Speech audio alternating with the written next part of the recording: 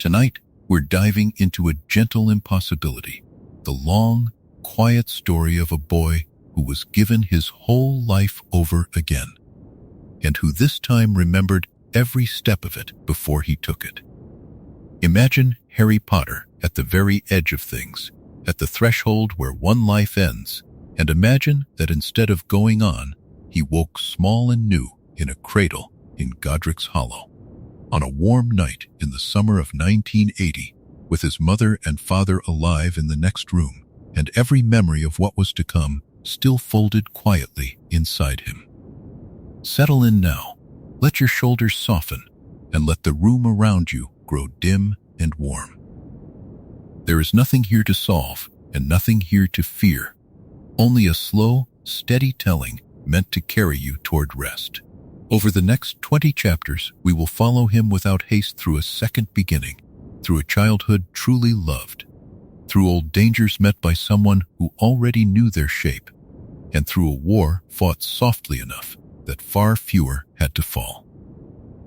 You do not need to remember any of it, and you do not need to hold on. Let the story move through you like a slow tide, and let it carry you softly down towards sleep. There is a place that is not quite a place, a station of pale light where the noise of the world falls away and the air itself seems to hold its breath. It is not heaven, and it is not the ordinary earth, and it is not the dark. It is somewhere in between, a quiet threshold that looks a little like a great railway hall washed in soft white morning, where the ceilings rise so high they vanish into a kindly haze, and where the only sound is a distant, comforting hum, like a train that will never quite arrive. Here, at the very edge between one life and the next, a soul came to rest. And that soul was Harry. He had lived a whole life already, and he carried the weight of all of it. He remembered a cupboard beneath a staircase and the cold of it. He remembered a castle by a black lake, and a hat that whispered secrets, and a hall lit by 1,000 floating candles. He remembered friendship earned in danger and love that had cost more than he could say. He remembered a war and the faces of those who did not come home from it, and he remembered the strange, quiet courage of walking into a forest to meet his own ending. All of that lived inside him now, complete and unbroken, and yet the place where he found himself was gentle, and it asked nothing of him but to breathe and to be still. In this soft, luminous hall there came to him the sense of a choice, offered not in harsh words, but in the way that dawn is offered to a sleeper. He understood, in the wordless manner of that place, that he could go onward into the great peace beyond and lay down the whole burden of memory and become part of the endless quiet. Or he could go back, not back to the life he had known, worn thin and heavy with loss, but back to the very beginning of it, to the first breath, with everything he had learned still folded carefully inside him. It was an impossible kindness, and it was also an enormous responsibility, and Harry, who had spent his whole first life learning the shape of both, felt the choice settle over him like a warm blanket drawn up in the dark. He chose to return. He chose it not out of fear of the peace beyond, for he was not afraid, but out of a tender, aching hope, the hope of a boy who had lost so much that he could hardly believe he was being offered the chance to keep it this time. And as he chose, the pale hall began to soften and to fade, the high white ceilings dissolving into something closer and warmer, the distant humming deepening into the steady, muffled rhythm of a heartbeat that was not his own, and the light narrowing to a rosy glow, the glow of a lamp seen through half-closed lids. The world came back to him, not all at once, but slowly, the way sensation returns to a hand that has been resting. He felt warmth first, a great enveloping warmth, and the softness of cloth, and the enormous nearness of another body holding him close. His own body was small beyond imagining, his limbs curled and weightless, his fingers uncurling and curling again without his command, tiny and pink and new. He could not lift his head. He could not focus his eyes on anything far away. The room around him swam in gentle blur, all golden light and soft shapes. And yet, within that helpless small form, his mind was whole, patient, and awake. A grown wizard's mind cradled inside the frailest of new beginnings. It was the 31st of July in the year 1980, though of course he could not read the calendar and had no need to, for he knew the date the way one knows the sound of one's own name. It was his birthday, the first of them, the true first, and he had lived it once before, in a different world where so much had already gone wrong. Now he lay in a room he half remembered, a bedroom in a small cottage in the village of Godric's Hollow, with lace at the windows and the smell of summer coming in through the open glass, and he understood, with a wonder so large it hushed even his careful thoughts, exactly where he was and exactly whose arms held him. For the arms that held him were his mother's arms. He knew the voice that murmured above him, low and warm and endlessly gentle, though he could make out no single word, only the music of it, the tune of a love he had spent his whole first life longing for and never truly hearing. Lily Potter held her newborn son against her heart, and she was alive, and she was young, and she was well, and she was here. And near the bed there stood another shape, taller, restless with joy, a shape that leaned in close and touched the baby's cheek with one careful finger. And Harry knew that too, knew the untidy dark hair and the glint of round glasses and the crooked, delighted smile. His father, James Potter, stood over him laughing softly, alive, unhurt, unhaunted by anything yet to come. He could not tell them what he knew. He could not say a single word, could not shape his mouth around even the smallest sound beyond the ordinary murmurs of an infant, and there was, in that helplessness, a strange and dizzying grief. He had returned with the memory of a war, with the map of every danger that lay ahead, and he could not so much as point at it. And yet the grief was gentle, softened by the impossible sweetness of the moment, because what he felt most of all, lying there in the golden hush of that summer bedroom, was not fear and not urgency, but something far quieter. He felt held. He felt safe in a way he had not felt in longer than he could remember, safe in the arms of a mother he had believed forever lost, watched over by a father he had known only from a mirror and a photograph and the aching stories of others. The evening drew on around the little family. The light at the window turned from gold to amber to the soft gray of a summer dusk, and somewhere below a clock ticked with a slow and steady patience, and the ordinary sounds of the cottage went on. A kettle, a footstep, the creak of a floorboard settling. And through it all the baby lay awake in his mother's arms, his tiny chest rising and falling, his old and gentle mind turning quietly over the enormous truth of it. He had been given the whole of it back. The parents, the years, the chances squandered, and the chances never taken. All of it lay before him now. Unspent, unbroken, waiting. He did not yet know how he would carry it. He only knew that he would, and that he had chosen this, and that for tonight, for this one perfect first night, it was enough simply to be small and warm and loved and utterly, unbelievably alive.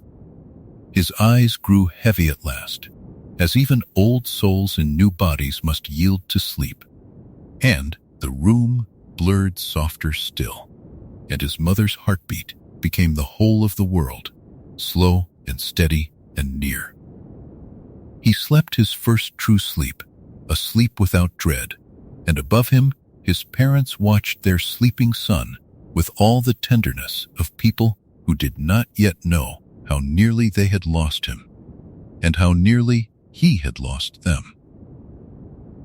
Up next in Chapter 2, The Infant Who Remembered Everything, we will linger in those first strange months and follow a grown wizard's mind, learning the slow patience of a body that cannot yet speak or walk, watching, waiting, and treasuring the quiet miracle of a second chance he was determined never to waste.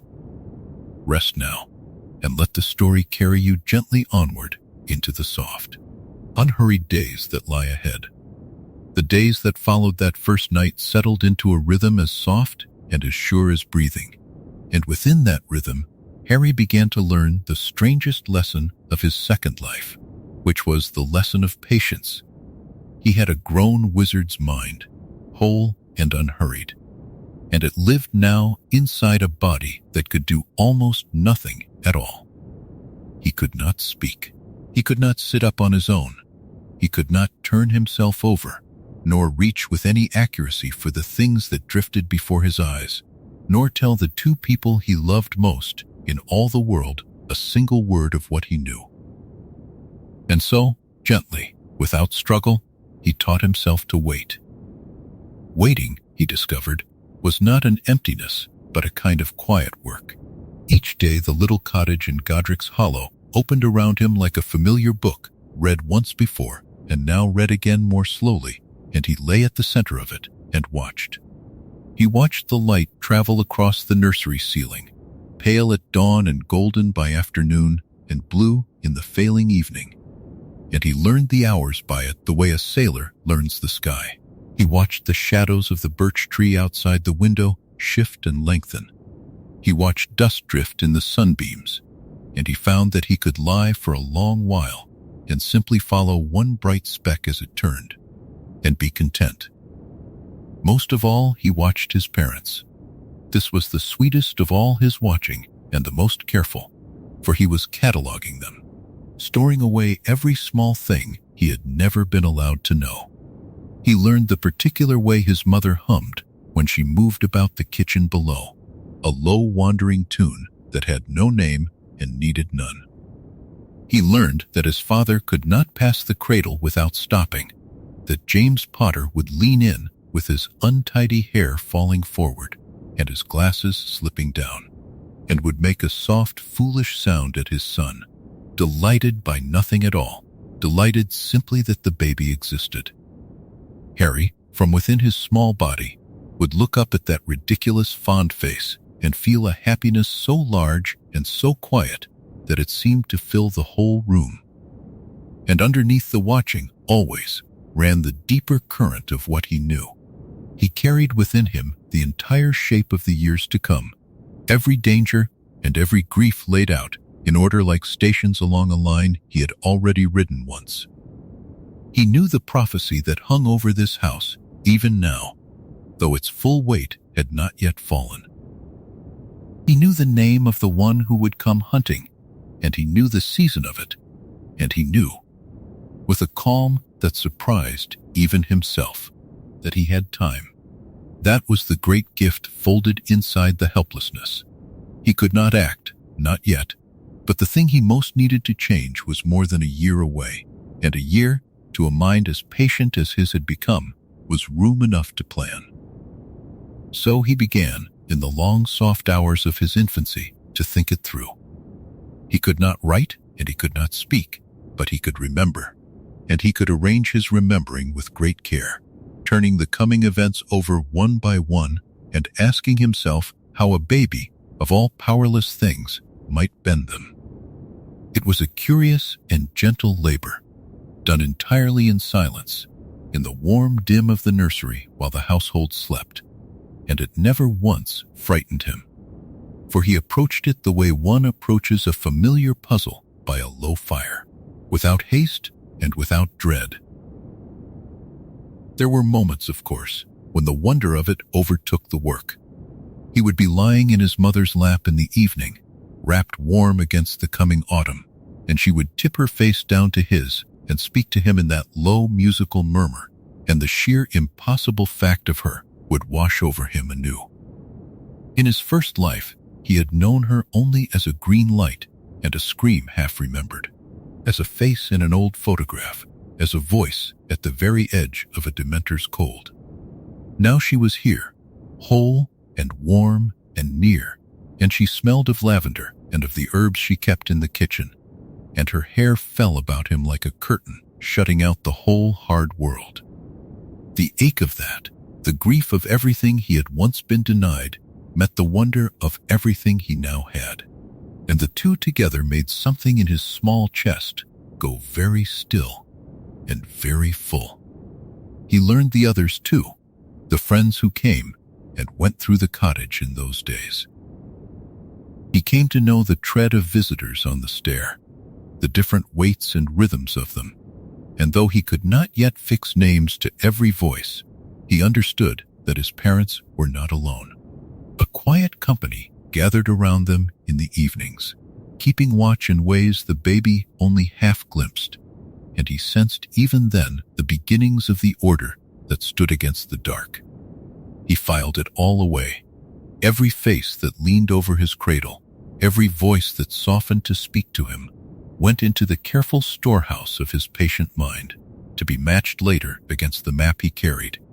The seasons turned as they must. The birch outside the window went from full green to gold, and the light came later each morning and left earlier each night, and the fires were lit downstairs, and the whole cottage drew in close and warm against the shortening days. Harry grew as babies grow, in body if not in mind. His hands learned to close on an offered finger. His eyes learned to follow a moving face across the room. He found, one quiet afternoon, that he could roll himself from his back to his side, and his mother laughed aloud at the sight of it, and his father was fetched to see, and the two of them stood over their son, marveling at a thing that every baby in the world had done, marveling as though it were magic. And in a way it was, for Harry felt each small new power return to him like a gift given twice. He did not let himself grow impatient at the slowness of it all, though there were nights when the knowledge inside him pressed close, and the wish to act, to speak, to warn, rose up sharp and sudden. On those nights, he would breathe slowly in the dark and remind himself of the shape of the plan and the distance still to run, and he would gentle himself the way one gentles a restless child, and the sharpness would ease and patience would return. He had learned in a harder life that some things could not be hurried, and that the trying to hurry them only broke them. This time, he meant to move slowly and to move surely, and to let each thing ripen in its proper season. And so, the first months of his second life passed in warmth and watching and quiet resolve. A grown soul cradled in an infant's frame, waiting with all the patience of someone who has seen the end of the road and means, this time, to change it. He treasured every ordinary day, for he knew how precious ordinary days could be, and he stored them up against the harder task, drawing slowly nearer. Up next in Chapter 3, A Nursery in Godric's Hollow, we will settle deeper into that little cottage and its tender evenings, and watch the Order of the Phoenix gathering in the lamplight around a family that does not yet know how much it stands to lose. Rest now, and let the soft hours of that first year carry you gently on. The cottage at Godric's Hollow was a small place, and yet to the child who lay within it that first year, it felt like the whole and entire world, and a good world too, warm at its center and lit against the gathering dark outside. It stood at the quiet end of a village lane, a modest house of stone and timber with lace at the windows and a low crooked gate, and around it the ordinary life of a wizarding village went on, chimneys smoking in the cold, neighbors passing with baskets, the church bell sounding faint across the fields. Inside, the days were made of small, warm things, of fires kept burning and kettles set to boil, and the soft footsteps of two young parents moving through rooms that smelled of wood smoke and bread. Harry knew this cottage. He had seen it once before in his first life, but only as a ruin, only as a broken shell with its roof torn open to the sky, and its story ended in grief. To lie within it now while it still stood whole, while its rooms were warm and lived in and full of the sounds of a family, was a thing that moved him more deeply than he could have said, even if he had been able to speak. He learned its every corner from his cradle and his mother's arms. The slope of the stair, the particular creak of the third step, the way the front room caught the last of the afternoon light. He learned it, and he loved it, and he let himself, for whole long evenings, simply be a child in a house that loved him back. But the little cottage was not only a place of warmth. Even a baby could feel that something moved in the world beyond its walls, something watchful and grave, and Harry, who knew exactly what that something was, felt it more keenly than any ordinary infant could. In the evenings, when the lamps were lit and the curtains drawn close, visitors would come. They came quietly, and they came often, and they gathered in the front room in low, earnest company. And the child in the next room, lying awake in the dark, understood that he was listening to the very beginnings of the Order of the Phoenix. He could not follow their words, for they spoke low and the door was closed. And in any case, a baby's ears were not made for eavesdropping. But he knew the shapes of them by their tread and their voices, and one by one he matched them to the faces he carried in his careful memory. There was a heaviness and a warmth to one visitor that he came to know well, a great steady presence that he understood must be the tall bearded man who guided them all, the one whose blue eyes he would one day meet across a long life. There were younger, quicker feet that he came to love the sound of, and there was a gentleness in one visitor and a wildness in another. And though he could not yet be certain of every one, he felt the whole loyal company of them drawing close around his parents like a wall of quiet light. And through all of it, always, ran the shadow of the prophecy. Harry knew it by heart, every measured word of it, for it had shaped the whole of his first existence, and he understood far better than the grave company in the next room could ever guess exactly what it meant, and exactly whom it named. He knew that it hung over this very house, over his own small cradle, and that in the ordinary running of the world it would draw a terrible visitor to this lane before another year had turned. That knowledge lay always at the back of his patient mind, a cold thread woven through the warm cloth of his days, and yet he did not let it frighten him, for he had chosen to come back precisely to meet it, and he held it the way one holds a task one has resolved to finish, steadily, without flinching, and without haste. There was a strange doubleness to those evenings for him, a sweetness and a sorrow braided together. He would lie in the lamplit warmth and hear the low, grave voices of the Order in the next room, and he would think of how, in the life he had left behind, this gathering had not been enough. How the wall of loyal light had had a gap in it that no one had seen. He knew where that gap lay. He knew the smiling face that hid it, and it cost him something to lie there in the warmth and know it and be unable, yet to lift so much as a finger against it.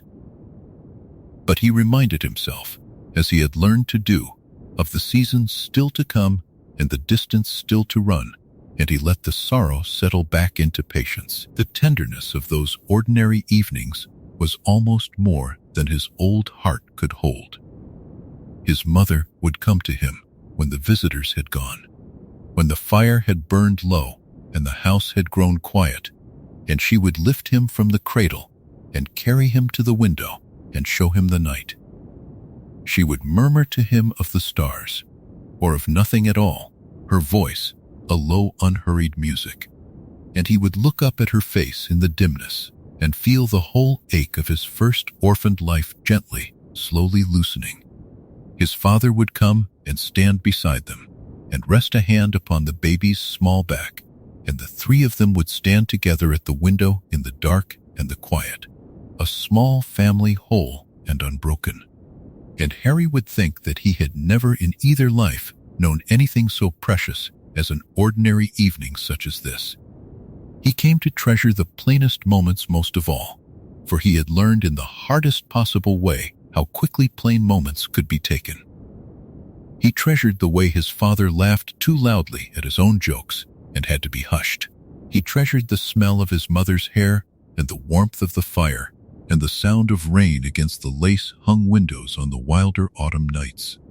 He treasured the safety of it, the deep animal safety of a child who is watched over, a safety he had spent his whole first life hungering for and never truly tasting until now. And each treasured thing he stored away carefully, for love and for strength against the harder work he knew was coming. The year turned slowly toward its close, and the evenings grew longer and darker, and the gatherings of the order grew, if anything, more frequent and more grave. Harry felt the mood of the house shift by small degrees, felt a new carefulness in the way the doors were locked and the curtains drawn, felt his parents holding him a little closer in the lamplight. He knew what it meant. He knew that the season he had been waiting for and dreading was drawing near. The autumn that had once undone everything, and he knew that the time for patient watching was slowly, quietly, giving way to the time for gentle action. But that time was not quite yet, for now there was still the warmth of the cottage, and the low grave voices of the order, and the tenderness of ordinary evenings, and a small family standing together at a dark window, while the stars wheeled slowly overhead. For now there was still peace, and Harry let himself rest within it, gathering his strength and his resolve, keeping close in his patient heart the whole shape of what he meant to do. Up next in Chapter 4, The Night He Meant to Change, we will follow that shortening autumn toward the fateful season it once became, and watch a wordless child begin, softly and without alarm, to steer those he loves toward caution and away from the one mistake that once cost them everything. Rest now, and let the quiet lamplight of the cottage carry you gently onward. Autumn deepened over Godric's Hollow, and with it came the season that Harry had carried in his heart like a held breath since the very first night of his second life. He knew this autumn. He knew it better than he knew any other stretch of time, for it was the autumn that had once ended everything, the season in which a terrible visitor had come to this quiet lane and torn his family from the world. Now, lying warm within the cottage as the leaves went gold and then brown, and then loosed themselves from the birch outside his window, he felt the old dread rise, and he met it not with fear, but with a quiet, gathering resolve. For this time, he did not mean to let the night unfold as it once had. He was still a very small child. He was scarcely more than a year old, and though his mind was whole and grown, his body remained a frail and clumsy thing that could not yet speak a single clear word nor walk more than a few tottering steps. He could not sit his parents down and tell them what he knew. He could not name the traitor, nor argue for a change of plan, nor lay out for them the map of the danger drawing near. And so he understood that his only power lay in influence, in the small, quiet steerings that a beloved child can work upon those who watch over him. And he set himself to that delicate task with all the patience he had spent a year learning. It was a strange and gentle kind of magic, this steering, and it had nothing of wands or spells about it.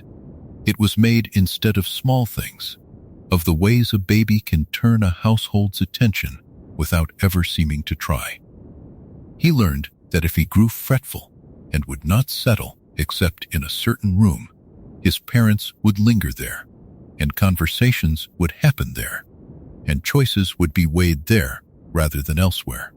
He learned that a child who reached out and clung when a particular visitor came near could plant, without a single word, a faint unease in a watchful mother's heart. He could not command, but he could nudge, softly and again and again. And he trusted that a great many small nudges, patiently laid, might in time bend the course of events away from the ruin he remembered. The heart of it, he knew, was the matter of the secret keeper. In the life he had left behind, his parents had placed their whole safety in a charm of concealment, the Fidelius charm, which would hide their home so completely that no enemy could find it unless told of it by the one trusted friend who held the secret. And in that first life, they had trusted the wrong friend. They had chosen, out of love and out of long friendship, to place the secret in hands that would betray it, and that single misplaced trust had undone them all. Harry knew whose hands those were. He knew the small, nervous friend whose loyalty had already, even now, begun to rot from within, and he knew that everything, the whole of the coming grief, turned upon that one quiet choice. He could not shout the name, but he could feel, as the plans of the order took shape in the lamplit evenings, the moment approaching when that choice would be made, and he bent every small power he had toward turning it aside. When the nervous friend came near, the child would not be soothed, would fret and cling and turn his small face away, and slowly, without ever understanding why, the household began to hold that particular visitor at a little more of a distance.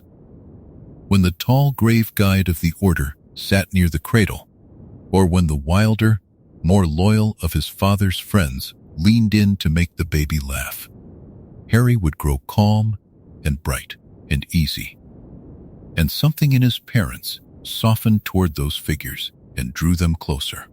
It was the faintest of pressures, applied over many weeks, and he could not be sure it would be enough. But he laid it patiently, night after night, and he watched for its slow effect. There was a heaviness in those weeks, a quiet dread that lay beneath the ordinary warmth of the cottage. The world outside had grown darker and more dangerous, and the order gathered more often and more gravely. And even the two young parents, for all their courage and their love, had begun to move with a new carefulness, locking doors that had once stood open, drawing curtains close against the early dark. Harry felt all of it, and he felt too the particular weight of the approaching festival, the last night of October, the night that had once been the hinge upon which his whole first life had turned. He knew its date the way he knew his own heartbeat, and as the calendar wore down toward it, the old cold dread pressed nearer. And yet, threaded through the dread, there ran a thin, bright thread of hope, and it grew a little stronger with each passing evening. For he began to sense, in small signs, that his patient steering was not without effect. He felt the household's caution deepening in ways that seemed to lean, however slightly, toward the choices he had prayed they would make. He felt the nervous friend held at a subtle distance, and the loyal ones drawn subtly nearer, and he dared to believe that the terrible fixed course of that first life might, this time, be bending. It was not certainty. He had learned in a hard life to mistrust certainty. But it was hope, and after a year of silent, patient labor, hope was a great deal. On the quiet nights, when the visitors had gone and the fire had burned low, his mother would carry him through the darkened cottage and hold him at the window as she had done so many times, and he would look out at the cold, clear autumn stars and think of the night that was coming. He thought of it not as a doom now, but as a task, the great task he had come back to accomplish, and he steadied himself for it in the warm circle of his mother's arms. He could not tell her what he knew. He could not warn her in words, but he could love her, fiercely and quietly, and he could go on nudging the world by the small, patient degrees available to him, and he could trust that a year of careful work had shifted the ground beneath the coming night just enough. The last leaves fell from the birch. The evenings drew in dark and cold. The cottage held its warmth close, and the small family within it went on with its ordinary, tender life. unaware that the child at its center was bending all his old and hidden strength toward a single fixed point in the calendar.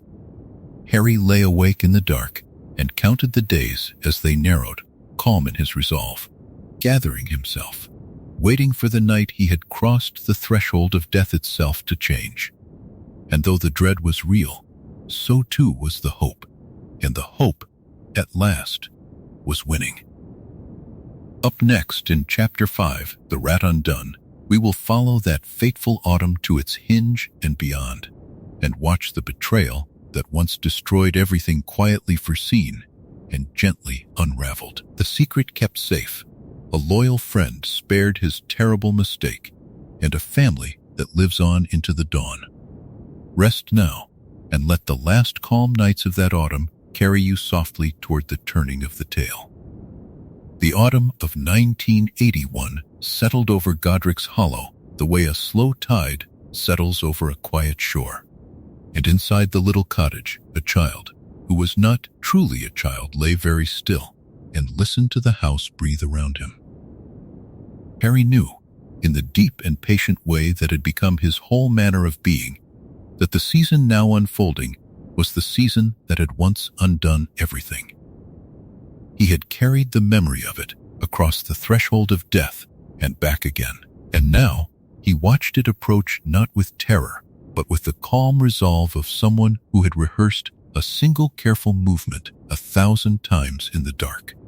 The betrayal that had once come from the smallest and gentlest seeming of his father's friends was a thing he intended, quietly and without a single spoken word, to turn aside. He could not speak. He could not walk more than a few unsteady steps before the world tilted and gathered him gently back to the floor. Yet an infant, he had learned, is a creature of enormous influence for all its helplessness, and Harry had spent the long months of his second infancy studying exactly how a small silence, a turned head, a sudden stillness at the right moment, could nudge the grown wizards around him toward the choices he needed them to make. He had watched his parents lean over his cradle and speak in low voices of the war outside, of the ones they trusted and the ones they feared. And he had waited, with the terrible patience of the old soul that he was, for the conversation he knew must eventually come. For he understood, better than anyone alive, where the true danger lay. It did not lie with the tall and loyal godfather whose laugh filled the cottage like warm firelight. It did not lie with the quiet, tired friend whose kindness ran deeper than his poverty. It lay with the fourth of them, the small, nervous man who twisted his hands and glanced too often at the windows, the one whose fear had once curdled into treachery and delivered a family to its ruin.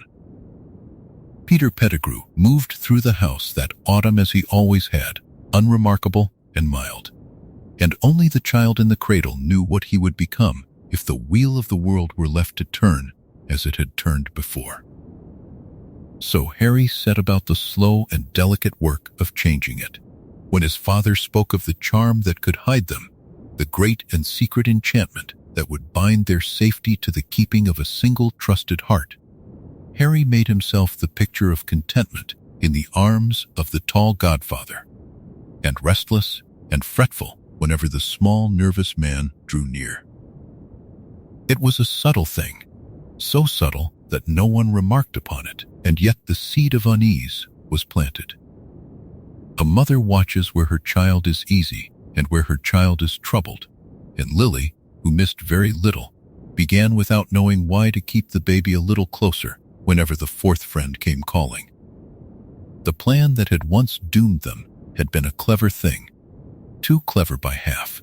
They had meant to make the world believe that the tall godfather held the secret, while in truth the secret had been given to the small, nervous one, hidden where no enemy would think to look. It had been a trap laid for their enemies that became a trap laid for themselves, for the one they had chosen to hide behind was the very one who would sell them. Harry knew the shape of that mistake as intimately as he knew the sound of his mother's voice, and he bent every ounce of his small, strange will toward making certain it was never made. he could not tell them in words. But there were other ways, and he had years of a hard-earned understanding of magic folded quietly inside him. On a gray afternoon, when the light came thin through the cottage windows, he reached, without seeming to reach, for the loose, bright thread of accidental magic that lived in every wizarding child. And he let a single toy drift from the nursery shelf and settle, softly and unmistakably, into the tall godfather's open hand. It was the smallest of signs, a thing his parents would laugh over and remember, and yet it wove itself into the fabric of their trust. "The child favors Sirius," they would say to one another in the evenings. "The child is never so calm as when Sirius holds him." And so, gently, the balance tipped toward the man who would never betray them. There was more. The little nervous man, Wormtail as the others fondly called him for the animal shape he could take, had a habit of slipping away, of being absent when he ought to have been present, of returning with excuses that were always just plausible enough. Harry watched these absences accumulate, and he understood what fed them, and he made certain, in 100 wordless ways, that his parents came to notice them too.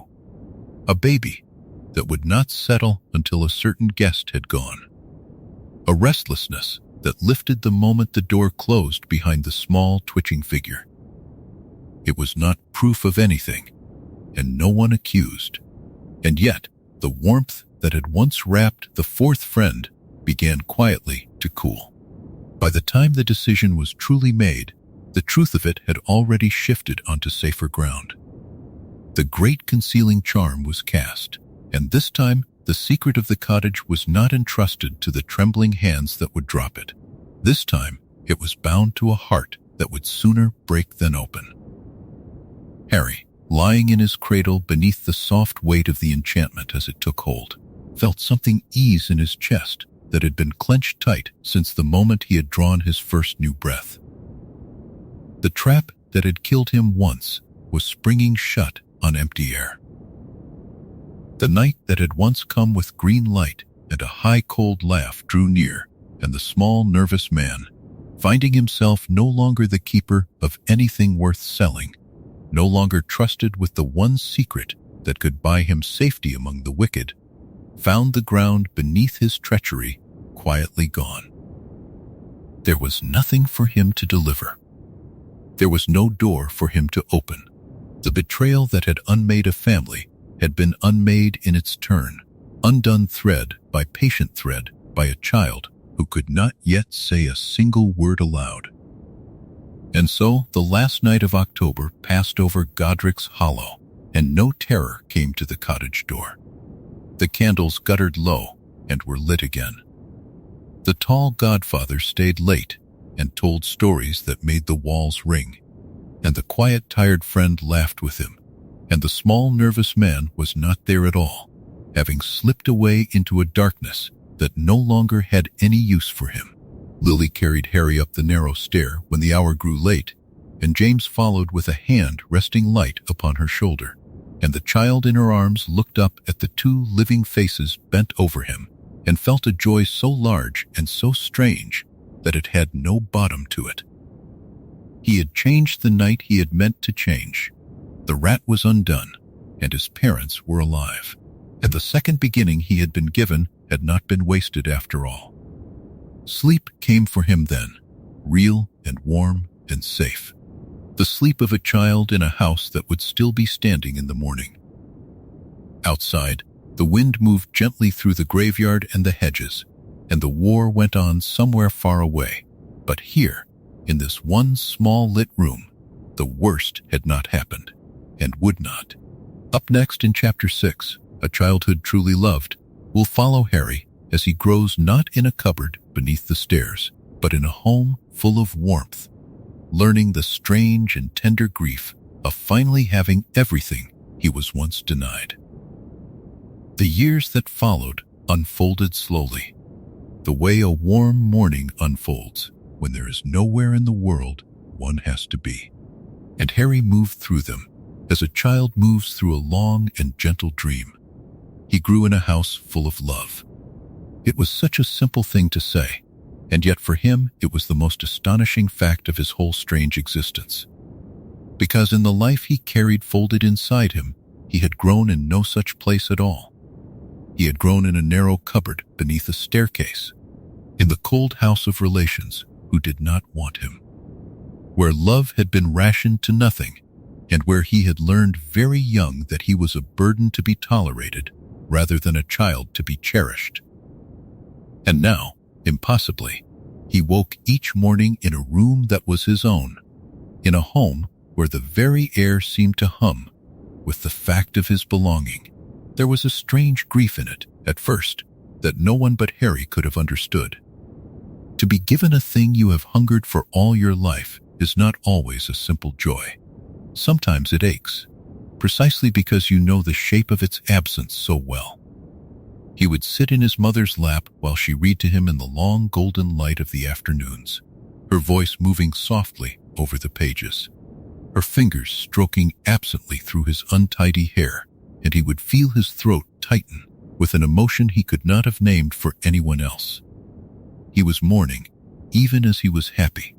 He was mourning the boy he had been, the small, hungry boy in the cupboard, who had never once been held like this, who had never known that a mother's arms could be a place of safety rather than a memory glimpsed and lost. Harry held that boy quietly inside himself, and in living this second childhood he was, in some deep and wordless way, giving that boy at last the thing he had been denied. Lily Potter was everything the fragments of memory had promised and more. She was quick and bright and fierce in her tenderness, and she watched her son with a mother's boundless attention, delighting in every small thing he did, as though it were the first time such a thing had ever been done by any child anywhere. She sang to him in the mornings while she moved about the kitchen. She pressed cool cloths to his forehead when he was feverish, and sat by his bed through the whole of the night without once complaining of her tiredness. She knew, without being told, when he was troubled by some shadow he could not explain, and she would gather him close and hold him until the shadow passed, and Harry, who carried inside him the memory of walking alone into a forest to die, learned slowly to let himself be held. James was a different kind of warmth, loud and bright and full of mischief, a father who filled the cottage with his laughter and his restless energy.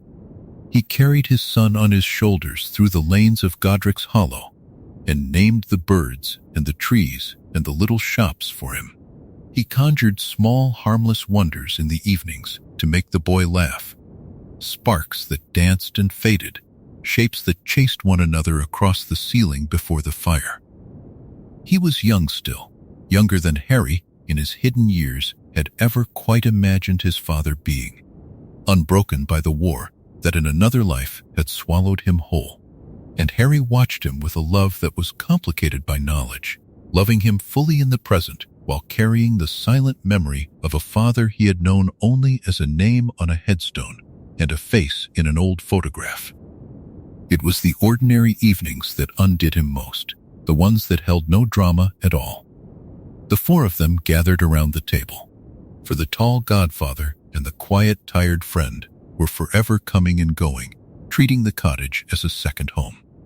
The plates passed from hand to hand, the candles burned low. Someone told a story that everyone had heard 100 times before, and everyone laughed anyway, and the laughter rose up into the rafters and hung there warm and golden. In his first life, Harry had never had such evenings. He had watched them through windows. He had imagined them lying awake in the dark. And now he was inside one, night after night after night, and the sheer unremarkable abundance of it filled him to the brim. He learned, in that house, to simply be a child. It was harder than it sounded. For a soul as old and as watchful as his, he had spent so much of his existence braced for danger, scanning every room for its exits, listening always for the footstep that meant trouble was coming, that the habit of vigilance was woven deep into the fabric of him. But love, patient and steady, worked upon him like warm water upon a clenched hand, easing the fingers open one by one. Slowly he let himself want small things again. He let himself mind about the outcome of a game. He let himself sulk a little when the rain kept him indoors, and be comforted and forget.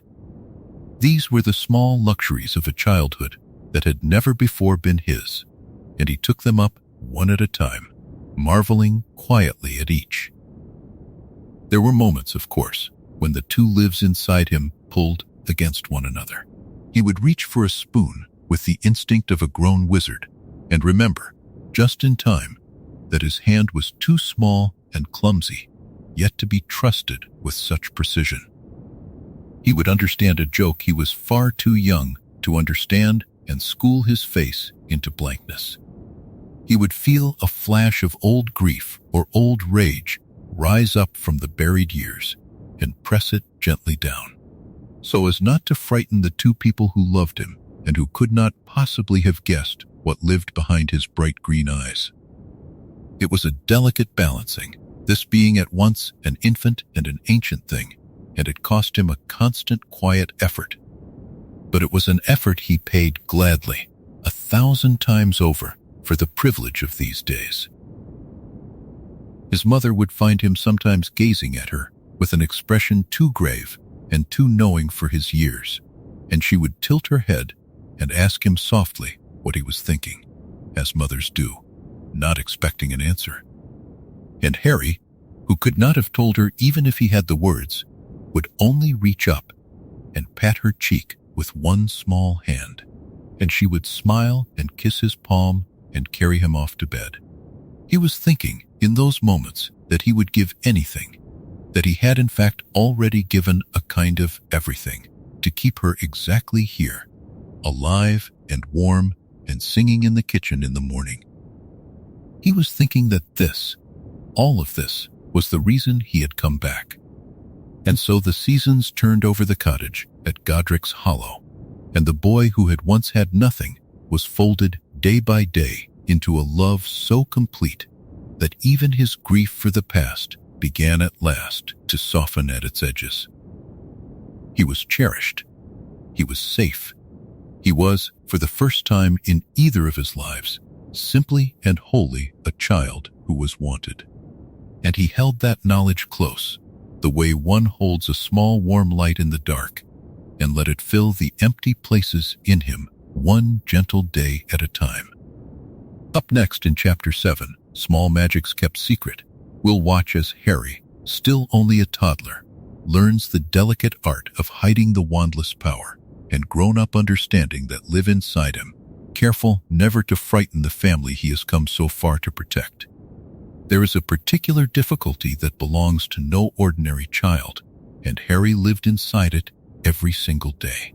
He carried within his small body the full understanding of a grown wizard, the knowledge of spells and their subtle workings, the memory of years of practiced magic, and yet he wore the shape of a toddler barely steady on his feet. The gulf between what he knew and what he was permitted to, seemed to know, was vast, and bridging it, or rather concealing it, became the quiet, ongoing labor of his childhood. He had to hide himself, gently and constantly, from the very people who loved him best, and he had to do it so well that not one of them ever guessed the truth. Magic, in a wizarding child, is a wild and untutored thing. It leaks out in moments of strong feeling, a flare of temper that shatters a glass, a rush of fear that whisks the child up out of danger, a burst of joy that sets the toys spinning. Such accidental magic was expected in the cottage at Godric's Hollow, and James and Lily watched for it fondly, delighting when it came, for it was the surest early sign that their son had inherited the gift that ran in both their blood. But Harry's magic was not wild. It was not accidental. It answered him. And that was the thing he could never, ever let them see. For a child of his true years to have such command over his power was impossible, unheard of, the kind of thing that would have brought grave, and worried faces to the cottage, and questions no one could safely answer. So Harry learned to be careful in a way that no toddler had ever needed to be careful. When his magic stirred, as it did constantly, he had to decide in an instant whether to let it show as the harmless, clumsy flicker his parents expected, or to press it quietly down and let nothing show at all. It was like holding a candle flame steady in a room full of drafts, and he tended that flame every waking hour. He allowed himself, now and then, the small, ordinary accidents that any young wizard might have. A cup that rattled when he was cross. A soft toy that hopped an inch across the floor when he laughed. These he let happen on purpose, oddly enough, because their absence would have been more suspicious than their presence. A wizarding child who never once let his magic slip would have been a stranger thing by far than one who did.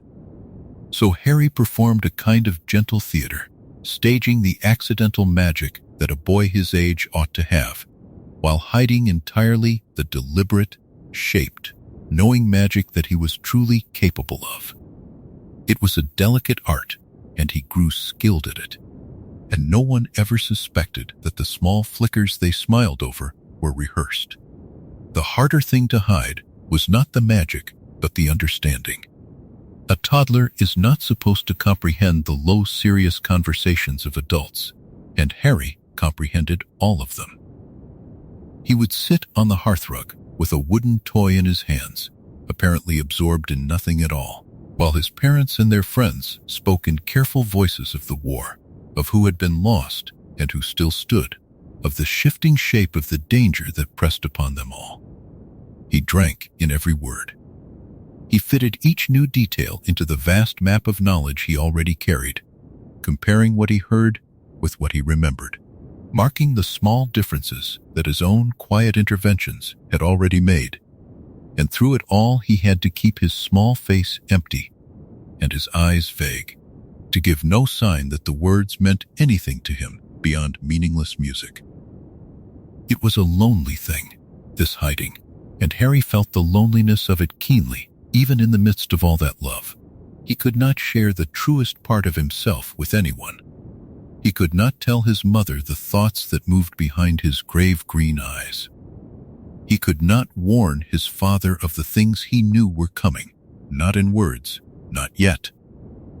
He carried the whole weight of his double knowledge entirely alone, and the only relief he could allow himself was in the smallest, most private moments, when the house was asleep and the dark was soft around him, and he could let his careful mask slip for an hour and simply be, in the silence, the old soul that he was. In those late hours, he sometimes practiced, very quietly, very cautiously. He would lie in his small bed and reach out with his will and lift a single feather from the windowsill, holding it trembling in the air, turning it slowly, remembering the feel of magic answering him. He never used a wand, for he had none, and a child of his age with a wand would have been unthinkable. His magic was wandless, drawn straight from the deep well of himself, and he had to keep it small and keep it silent, and let it settle back into stillness the moment he heard a floorboard creak. These midnight exercises were the one place he could be wholly himself, and he guarded them as jealously as a miser guards his gold. For they reminded him that beneath the helpless infant body, the true Harry was still there, still whole, still waiting. He was careful, too, never to be too clever in the daylight.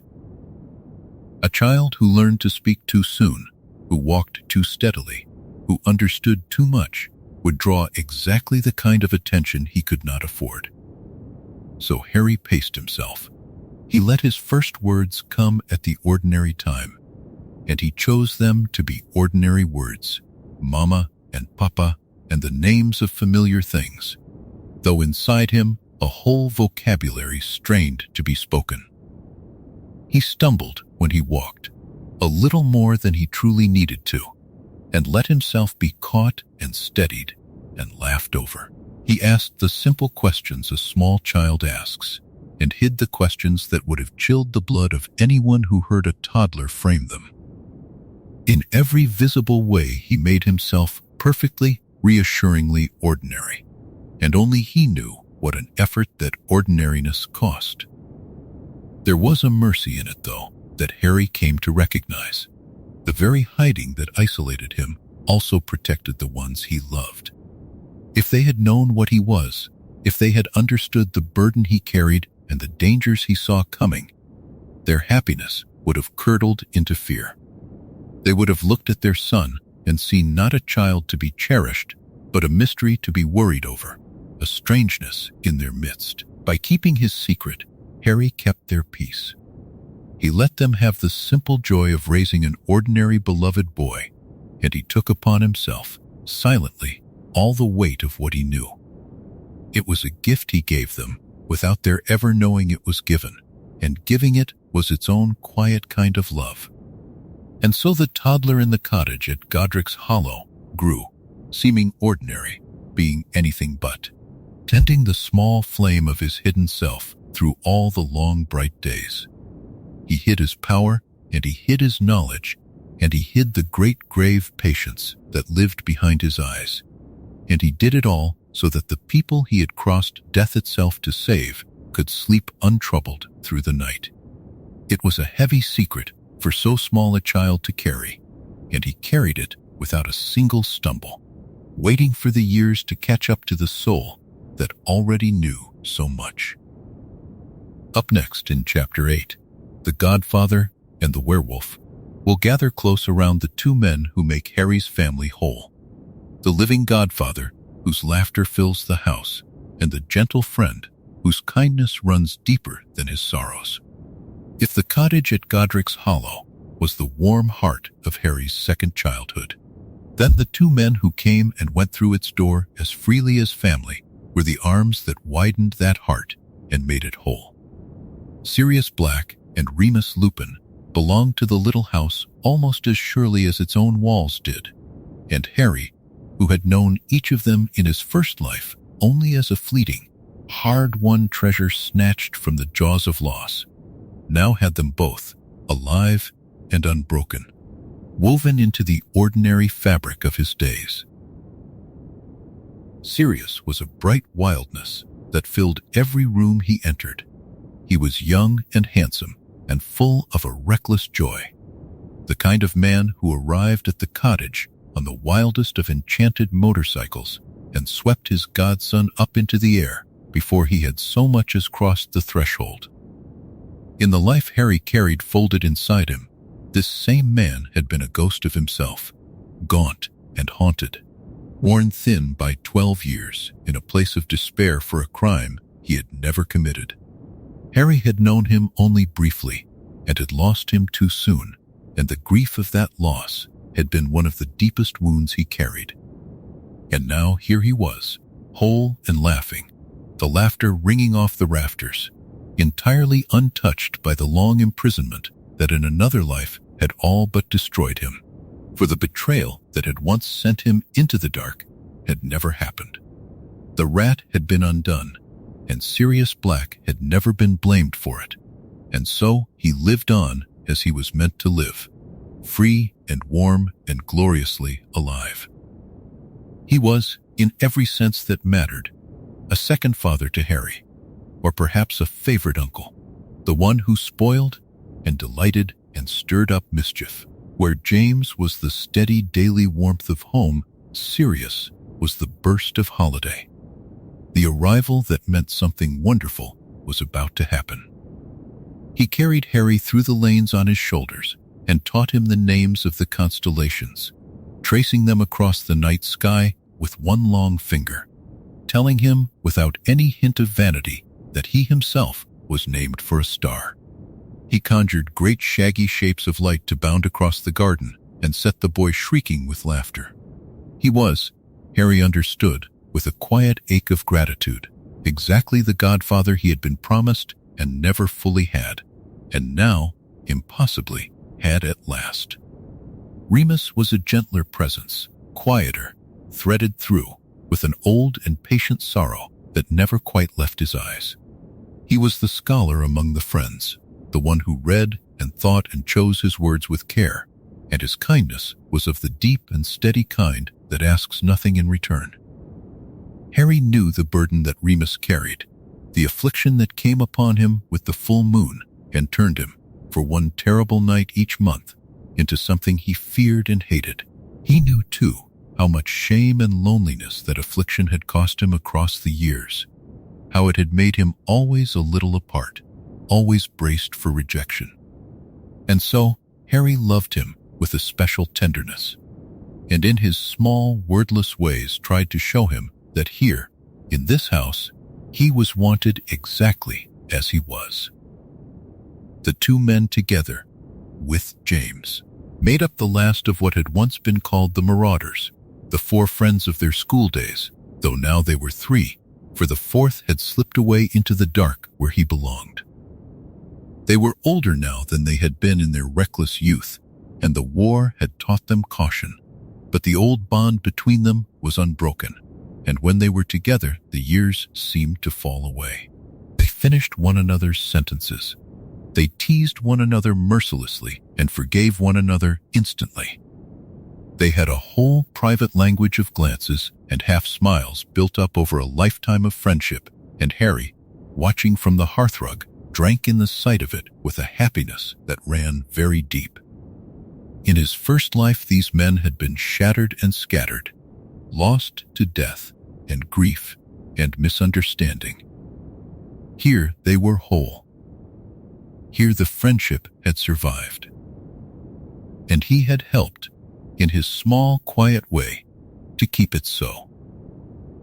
Lily loved them both, in her own way, though she scolded Sirius for his recklessness and worried over Remus for his sorrows, and the cottage under her care became a gathering place, a hearth to which the friends returned again and again. There were long evenings when all of them were there together, the fire high and the candles burning low, and the talk moved easily from the grave matters of the war to old stories of their school days and back again. Harry learned the rhythm of those evenings by heart. He learned the particular sound of Sirius laughing, so alive, so far from the hollow bitterness that in another life had crept into it. He learned the particular gentleness of Remus lifting him down from a too-high shelf, so patient, so careful, as though the boy were something precious that might break. He gathered these things up and stored them away in the deep places of himself, knowing their worth as only someone who had lost them could know it. There was a strange doubled feeling in loving them so, for Harry could never entirely forget the futures he had once seen. He looked at Sirius, bounding through the garden, and could not help remembering, faint and far away, the gaunt, haunted man he had once been, and the veil beyond which he had once fallen. He looked at Remus, reading quietly by the fire, and remembered the tired, brave friend who had once fallen in a distant battle. These memories were like shadows cast by a light that no longer shone, and Harry carried them without letting them dim his joy, for the whole purpose of his return was that those futures need not come. Every evening of laughter was a small victory over the darkness, he remembered. Every year that Sirius stayed free and Remus stayed near was a year reclaimed from a grief that had already, in another life, been paid in full. And so the family grew whole around the boy at its center.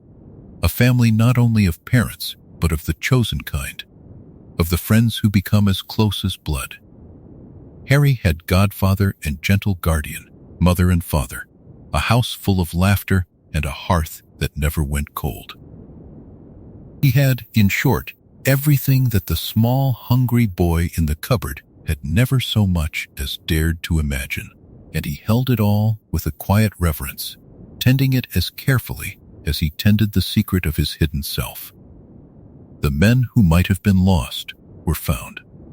The bonds that might have broken held fast. And around the child who had come back from death to save them, a whole world of love had quietly assembled itself, warm and bright and, for now, safe, yet Harry knew, even in the midst of all this warmth, that the danger he had returned to face had not vanished. It had only been scattered, delayed, held at bay. Somewhere far from the firelit cottage, the enemy whose soul he alone truly understood was waiting, diminished but not destroyed, and the long, slow work of ending him had not yet even begun. Harry carried that knowledge quietly beneath his happiness, as he carried so much else, and he began, in the deep, patient places of his mind, to prepare. Up next in Chapter 9, Mapping the Enemy's Soul, we'll follow Harry as he alone, of all the living, begins quietly and patiently to chart the hidden anchors that keep his enemy bound to the world: the diary and the ring, the locket and the cup, the diadem and the serpent and the fragment nearer home.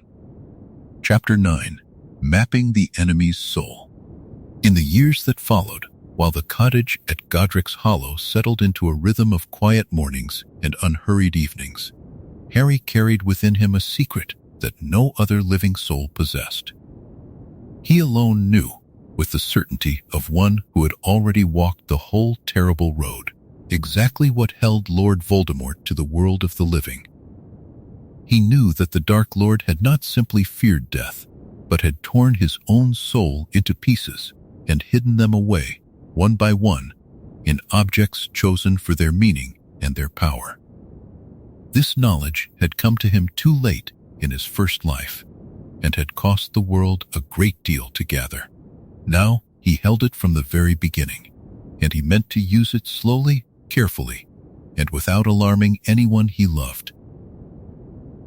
He was still a small boy, and so his work could not look like work at all. It had to look like play, or daydreaming, or the ordinary wandering of a child's attention. And so, on long afternoons when the light came golden through the windows and the house was warm and still, Harry would lie on the rug with his eyes half closed and build the map in his mind. He was not drawing on parchment, for parchment could be found and read. He was drawing on memory instead, laying each piece down in a quiet inner room where no one could follow. He began with the things he was surest of. There was the diary, a small black book that had once belonged to Tom Riddle as a schoolboy, and into which the young Voldemort had poured a first and dangerous fragment of himself.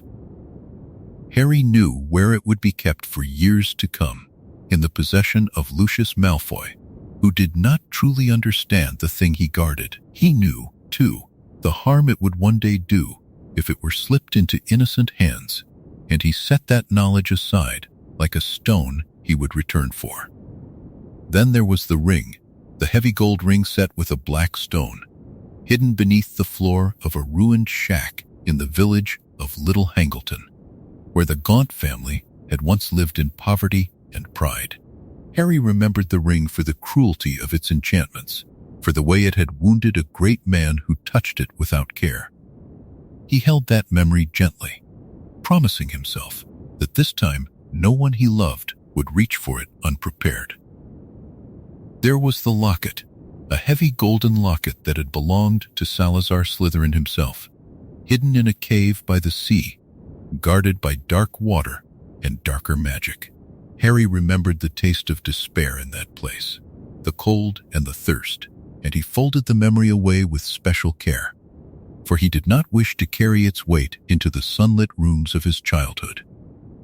There was the cup, the small golden cup of Helga Hufflepuff, locked deep within the vault of the Lestrange family beneath the marble floors of Gringotts.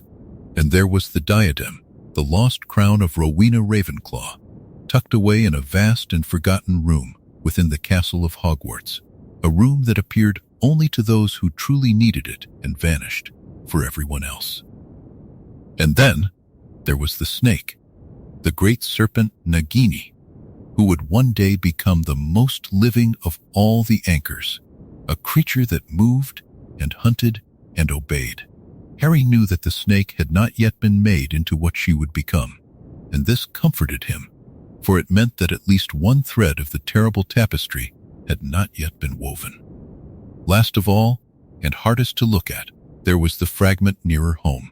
Harry understood, better than anyone could have told him, that a piece of the Dark Lord's shattered soul had once lodged itself within a living child on the night the killing curse rebounded. In his first life, that child had been himself. Whether the same wound would fall this time, in a world where his parents lived, and the night of terror might never come as it had before, he could not yet be sure. And so he held that final piece lightly, as a question rather than a certainty, and turned his thoughts back to the things he could name with confidence. Night after night, he walked the map. He did not hurry. He would begin at the diary and move to the ring, then to the locket, the cup, the diadem, the snake, and at last to the quiet, unanswered fragment. And then he would begin again. He was learning the shape of his enemy's soul the way a traveler learns a country, not all at once, but by returning to the same roads until they were worn smooth and familiar. Each object had its place, its history, its guardian, and its particular danger, and Harry set each one in order like a careful child, arranging stones along a windowsill. He was patient in a way that few children could ever be, because he was not truly a child in the way that mattered. He understood that knowledge alone would change nothing. A boy of 6 could not travel to a seaside cave, nor open a vault beneath a bank, nor walk unnoticed through the halls of a school he had not yet been invited to attend. What he could do was remember and wait and prepare the ground so that when the time came, the work would already be half done in his mind. He would not have to discover the anchors as he had before, stumbling upon them one by one at terrible cost. He would go to them knowing exactly where they lay. There was a strange gentleness to this. In his first life, the hunt for the pieces of Voldemort's soul had been a thing of fear and exhaustion, undertaken on the run, in cold tents and dark woods, with friends who did not always understand, and enemies always at their heels. Now, the same knowledge sat quietly inside a well-loved boy in a warm house, waiting to be used with wisdom rather than desperation. The map that had once been a weapon forged in war was becoming, in this second life, a plan laid out in peace. Sometimes, lying on the rug with the fire crackling and his mother humming somewhere in the next room, Harry would feel the enormity of what he carried, and it would press on his small chest like a hand. He knew things a child should never know. He had seen an old world burn, and he was holding the tools to keep this new one from burning. But then his father would come in from the garden, or his mother would call him softly to supper, and the weight would ease, because he understood that he was not carrying it alone this time. This time, there were people who lived, people who loved him, people who might one day help him carry the whole of it. And so the map grew clearer with every passing season, the 7 anchors set firmly in his memory, each in its place, each awaiting its moment. He did not yet know precisely how he would draw the pieces out of their hiding places, nor whom he would trust with the truth, nor when the right hour would arrive. But he knew the country of his enemy's soul as no one else alive knew it, and that knowledge was a light he could carry quietly forward, unhurried, into the years ahead. Up next in Chapter 10, The Diary Turned Aside, we'll follow the first of those anchors as Harry gently steers events so that the diary of Tom Riddle never reaches an innocent hand, and a young girl is spared a terror that once nearly consumed her. Chapter 10, The Diary Turned Aside. Of all the anchors that Harry had mapped so carefully in the quiet room of his mind, the diary was the one that troubled his heart the most, and not because it was the most powerful. It was troubling because of who would suffer if it were left to follow its old and terrible path. In his first life, the small black book had been slipped into the belongings of a young girl named Ginny Weasley, a girl in her very first year at Hogwarts, and it had poured its poison into her slowly, day by day, until it very nearly took her life. Harry remembered the pale, still figure carried out of a hidden chamber beneath the school, and he had promised himself, long before he was old enough to act, that this time the story would end differently. It would end, in fact, before it ever truly began. He understood the shape of it completely. The diary had been given by Lucius Malfoy, who did not know what he held, to strike at his rivals and sow fear. It had been Lucius who slipped the book among a young girl's school books in a moment of spite, and from there the enchantment had done its patient, dreadful work, reopening the Chamber of Secrets and loosing the monster that slept within. Harry knew every turn of that road, and because he knew it, he could see all the places where a single gentle nudge, applied years ahead of time, might send events down a kinder path. He did not try to seize the diary himself. He was still a boy, and a boy who suddenly took an interest in a dangerous artifact hidden in the manor of a proud and secretive family would only draw attention to the very thing he wished to keep quiet. Instead, he worked, as he had learned to do, in small and almost invisible ways. He listened, he watched, and when the moment came to shape a conversation, he shaped it so lightly that no one felt the pressure of his hand. His parents were part of the Order of the Phoenix, and their house often held the low murmur of grown-up talk about the movements of those who had once served the Dark Lord. Harry had learned that a well-placed question from a curious child could set a thoughtful adult on a path they believed was entirely their own. And so, over time, he let fall small seeds. He wondered aloud, in the way that children wonder, why some old dark families were allowed to keep whatever strange objects they liked, without anyone ever looking.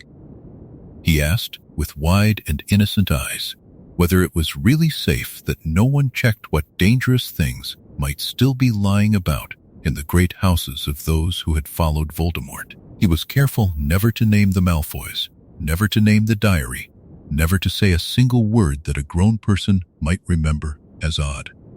He only stirred, gently, the idea that hidden things ought to be found. The seeds took root slowly, as good seeds do. Within the order, and later within the cautious offices of a ministry that in this second life was learning at last to listen, there grew a quiet resolve to keep a closer watch on the artifacts of the old dark families. It was not a dramatic thing. There were no raids, no confrontations, no headlines. There was only a slow tightening of attention, a sense among careful people that the leavings of the last war ought not to be left to gather dust in private vaults. And under that gentle scrutiny, the diary of Tom Riddle became a thing too dangerous for Lucius Malfoy to use as he once had. For a man like Lucius understood, above all, how to protect himself. In the old story, he had been reckless because he believed no one was watching. Take that belief away. Let him feel the cool weight of eyes upon his family and its possessions, and his recklessness turned at once into caution. A man who fears being caught with a dangerous object does not slip it into a schoolgirl's cauldron for the pleasure of a small revenge. He keeps it hidden, or better still, he wishes it gone. And so the diary, which had once traveled from the manor to an innocent girl's hands, simply never made that journey. It stayed where it was, silent and unused, a sleeping danger that no longer had a door through which to reach the world. Harry knew that leaving the diary sleeping was not the same as destroying it, and he did not mistake one for the other. The book still held its shard of the Dark Lord's soul, and one day that shard would have to be unmade for good. But there was a great and merciful difference between an anchor that lay dormant in a locked cabinet and an anchor that was actively pouring itself into a child. He had bought time, And more than time, he had bought safety for a girl who did not even know she had been in danger. That, for now, was enough. And so the year that should have brought the reopening of the Chamber of Secrets passed instead in ordinary quiet. There was no writing on the walls in the school Harry had not yet entered. There was no petrification, no fear rippling through the corridors, no whispered talk of a monster in the pipes.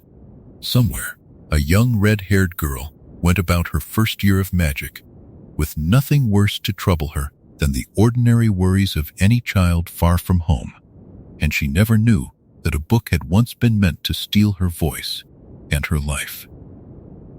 Harry thought of her sometimes, though they had not yet met in this life, and he felt a deep and steady gladness that she would arrive at school as herself, whole and unshadowed.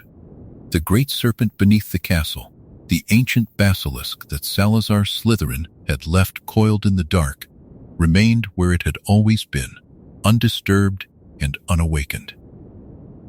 In his first life, Harry had faced that creature alone in the flickering green light of the chamber, with a sword too heavy for his young arms and death very close at hand. He did not need to face it now. It slept, and it could go on sleeping until a day came when it might be dealt with by wiser hands and in better circumstances. He set that too into his careful map, a danger noted and postponed rather than a battle survived. There was a lesson in the turning aside of the diary that Harry held close, for it taught him something about the whole of the work that lay ahead. He was learning that the greatest victories of this second life would not look like victories at all. They would look like nothing. They would look like an ordinary year in which nothing terrible happened, like a girl who was simply happy, like a monster that simply slept. The world would never know how close it had come, and Harry understood that he would have to make his peace with quiet triumphs that no one would ever cheer. It was a strange thing to save someone who would never know they had been saved. But he found that he did not mind. He had lived once in a world loud with grief, and he was learning to love a world quiet with safety instead. Up next in Chapter 11, a letter he already expected, will stand beside Harry on the morning of his 11th birthday as the Hogwarts letter arrives. The letter he has always known would come, and he prepares to walk once more into a castle that is both a first sight and a memory. Chapter 11. A letter he already expected. The morning of the 31st of July, in the summer that Harry turned 11, dawned soft and clear over Godric's Hollow, and he woke before anyone else in the house, as he had known he would. He lay for a while in the pale early light, listening to the small sounds of a home that still felt, even after all these years, like a gift he could scarcely believe he had been given. There was the creak of the old timbers settling, the distant call of a bird in the garden, the faint tick of the clock in the hall.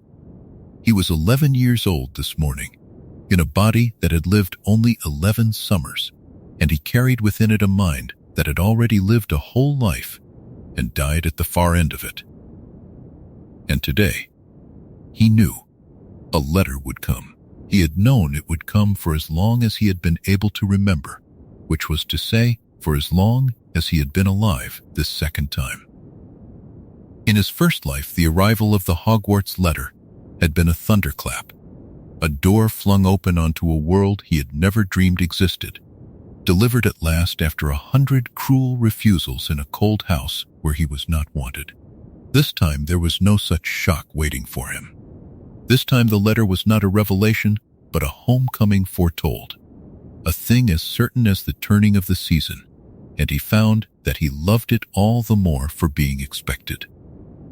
There is a particular sweetness, he had learned, in waiting for a good thing you are sure will arrive. He rose and dressed and went down to the kitchen, where his mother was already moving about in the warm light, and his father came in from the garden with dew still on his boots, and there was the gentle, ordinary bustle of a birthday morning in a house full of love. Harry watched them both with the quiet, grateful attention he had never quite lost. The attention of someone who knew exactly how precious this ordinariness was, because he had once lived without any of it. He let himself be an 11-year-old boy on his birthday, pleased and a little shy, and he did not let the great old soul behind his eyes show itself more than he could help. When the owl came, it came in the way such things always came, sweeping in through the open window with a soft rush of wings and a rustle of feathers, and it dropped the heavy envelope of thick yellowish parchment onto the table beside the morning things. Harry looked at it, and for a moment the years folded over on themselves, and he was two boys at once. He was the child who had never had a letter of his own in all his life, staring in wonder at his own name written in emerald ink. And he was the man who had walked the halls of the school for 7 long years, who had bled for it and buried friends within it, and loved it as he loved few things in the world. Both of them looked at the envelope, and both of them felt the same slow warmth rise in their chest. His parents were delighted, of course in the natural way of parents whose child has reached a long-awaited milestone.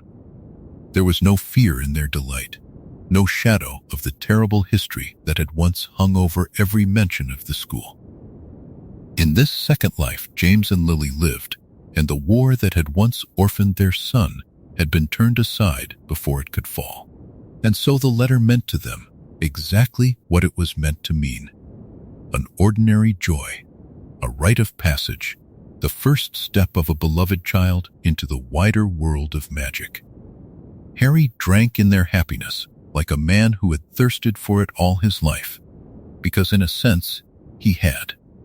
In the days that followed there was the journey to Diagon Alley, and here again Harry moved through the world as one who saw everything twice. The cobbled street with its crooked shop fronts was to his parents a familiar errand, and to any other child a marvel, but to Harry it was a place thick with memory.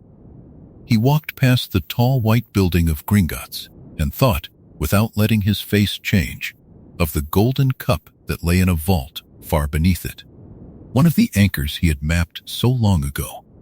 He passed the shop where wands were sold and remembered the day a strange and knowing old man had matched him to a wand of holly and phoenix feather, and he wondered, with a quiet flicker of curiosity, whether the same wand would choose him again in this remade world. It did. When he stepped into the narrow, dusty shop, and the boxes were opened one by one, the wand that warmed to his hand was the very one he remembered: holly and phoenix feather, 11 inches, supple and true. The old wand maker looked at him with those wide pale eyes as he had done once before, and spoke of the brother wand, the one whose core came from the same great bird, and Harry felt the old chill of that knowledge move through him. For the wand that shared its heart with his own belonged to Lord Voldemort. But this time, Harry heard the words not with a boy's uneasy confusion, but with a man's steady understanding, and he tucked the fact away with all the other pieces of his careful map. One more thread accounted for. There were robes to be fitted, and books to be bought, and a cauldron, and a set of brass scales, and through all of it, Harry let himself simply be a boy shopping for school, walking between his living parents down a sunlit street. But beneath the ordinary pleasure ran a deep undercurrent that only he could feel, the strange doubled ache of first sights that were also memories. Every wonder was also a homecoming. Every new thing was also a returning. He could not point to a single sight that was truly new to him, and yet each one moved him as though it were, because he was seeing it all through eyes that had learned, in his long first life, exactly how much it was worth. At last, the trunk was packed, and the day drew near when he would go to the great scarlet train and be carried north to the castle. Harry sat in his room the night before, among the ordinary clutter of a boy about to leave for school, and let himself feel the whole weight and wonder of what lay ahead. He was going back, He was going to walk once more beneath the enchanted ceiling of the great hall, to climb the shifting staircases, to sit in classrooms he could have found in his sleep. He was going to see, alive and young again, faces he had loved and faces he had lost, teachers who had shaped him, and a headmaster whose gentle, terrible wisdom had guided his whole first life. And he was going, above all else, to meet again two people he had not yet met in this world, though he had already loved them across the whole of another lifetime. For all his patience, for all the careful distance he kept between the old soul within him and the young boy the world saw, Harry could not quite keep his heart from racing at the thought of the castle and the years to come. He knew what was waiting there. He knew the dangers still sleeping in its corners, the anchors still hidden in its history, the long, quiet work that would have to be done. But he knew, too, that he would not do it alone, and that some of the dearest gifts of his first life were waiting to be found again. He lay down at last and slept, and the last thing he thought, drifting off, was that tomorrow he would begin, once more, the great adventure of coming home. Up next in Chapter 12, old friends met anew will board the Scarlet train beside Harry as he meets Ron Weasley and Hermione Granger for the very first time in this life, and begins, gently and patiently, to forge again the friendship that once saved the world. Chapter 12, Old Friends Met Anew. The platform hidden between the ordinary numbers at the Great London Station was exactly as Harry remembered it, thick with steam and noise and the joyful chaos of families saying farewell. The Scarlet engine stood gleaming, breathing smoke into the September air, and all around it moved the bustle of trunks and owls and cats and children in new robes. Harry stood among it with his living parents at his side, and for a moment he simply let himself feel the fullness of the scene, the doubled wonder of a place that was both the beginning of everything and the memory of everything, all at once. Then he embraced his mother and his father, and promised to write, and climbed aboard the train to begin, once more, the journey north. He found a compartment and settled into it, and he waited, because he knew who would come. He had thought a great deal, in the quiet years of his childhood, about how he would do this. It was one thing to map the hiding places of an enemy's soul, a work of memory and patience. It was another thing entirely to meet again as strangers. The two people who had been dearer to him than almost anyone in all his first life. He loved them already, wholly and without reservation, and yet to them he would be a boy they had never seen before. He understood that he could not simply walk up to them and pour out the whole ocean of his affection. That would only frighten them, or confuse them, or make him seem strange. Love that arrives too fast and too heavy is a burden, not a gift. And so he had decided that he would let the friendship grow again in its own time, gently and patiently, the way it had grown the first time, out of small kindnesses and shared moments and the slow, natural discovery of one another. The first to arrive was the red-haired boy.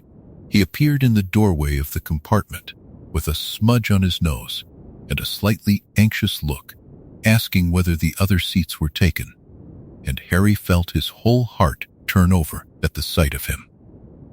Here was Ron Weasley, alive and young and entirely unaware of everything they had been to each other, of every danger they had faced side by side, of the loyalty that had held firm through the darkest hours Harry had ever known. Ron was, in this moment, only a nervous boy from a large and loving family, worried about his old robes and his hand-me-down belongings, and Harry had to be careful, so careful, not to look at him as anything more. So he did the simplest thing, the thing that had worked the first time and would work again. He was kind, and he was ordinary, and he made room. He welcomed the other boy in with an easy warmth, and he did not stare, and he did not say anything he could not explain. He asked the small questions that boys ask one another about families and pets and the houses they hope to be sorted into, and he listened as though it were all new to him, because in the deepest sense it was. For this Ron had never told him any of it before.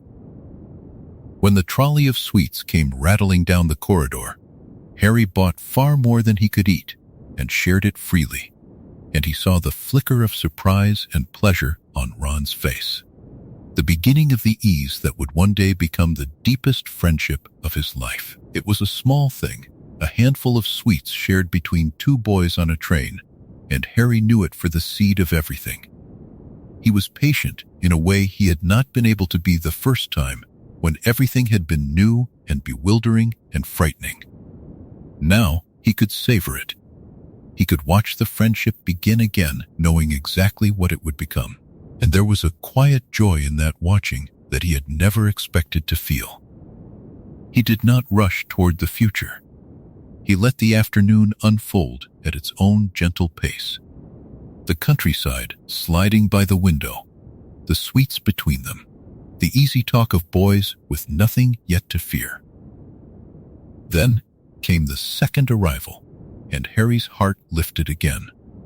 A girl appeared at the door, a girl with a great deal of bushy brown hair and a bossy, earnest manner and front teeth a little too large, asking after a lost toad on behalf of another boy, and correcting them both in the same breath.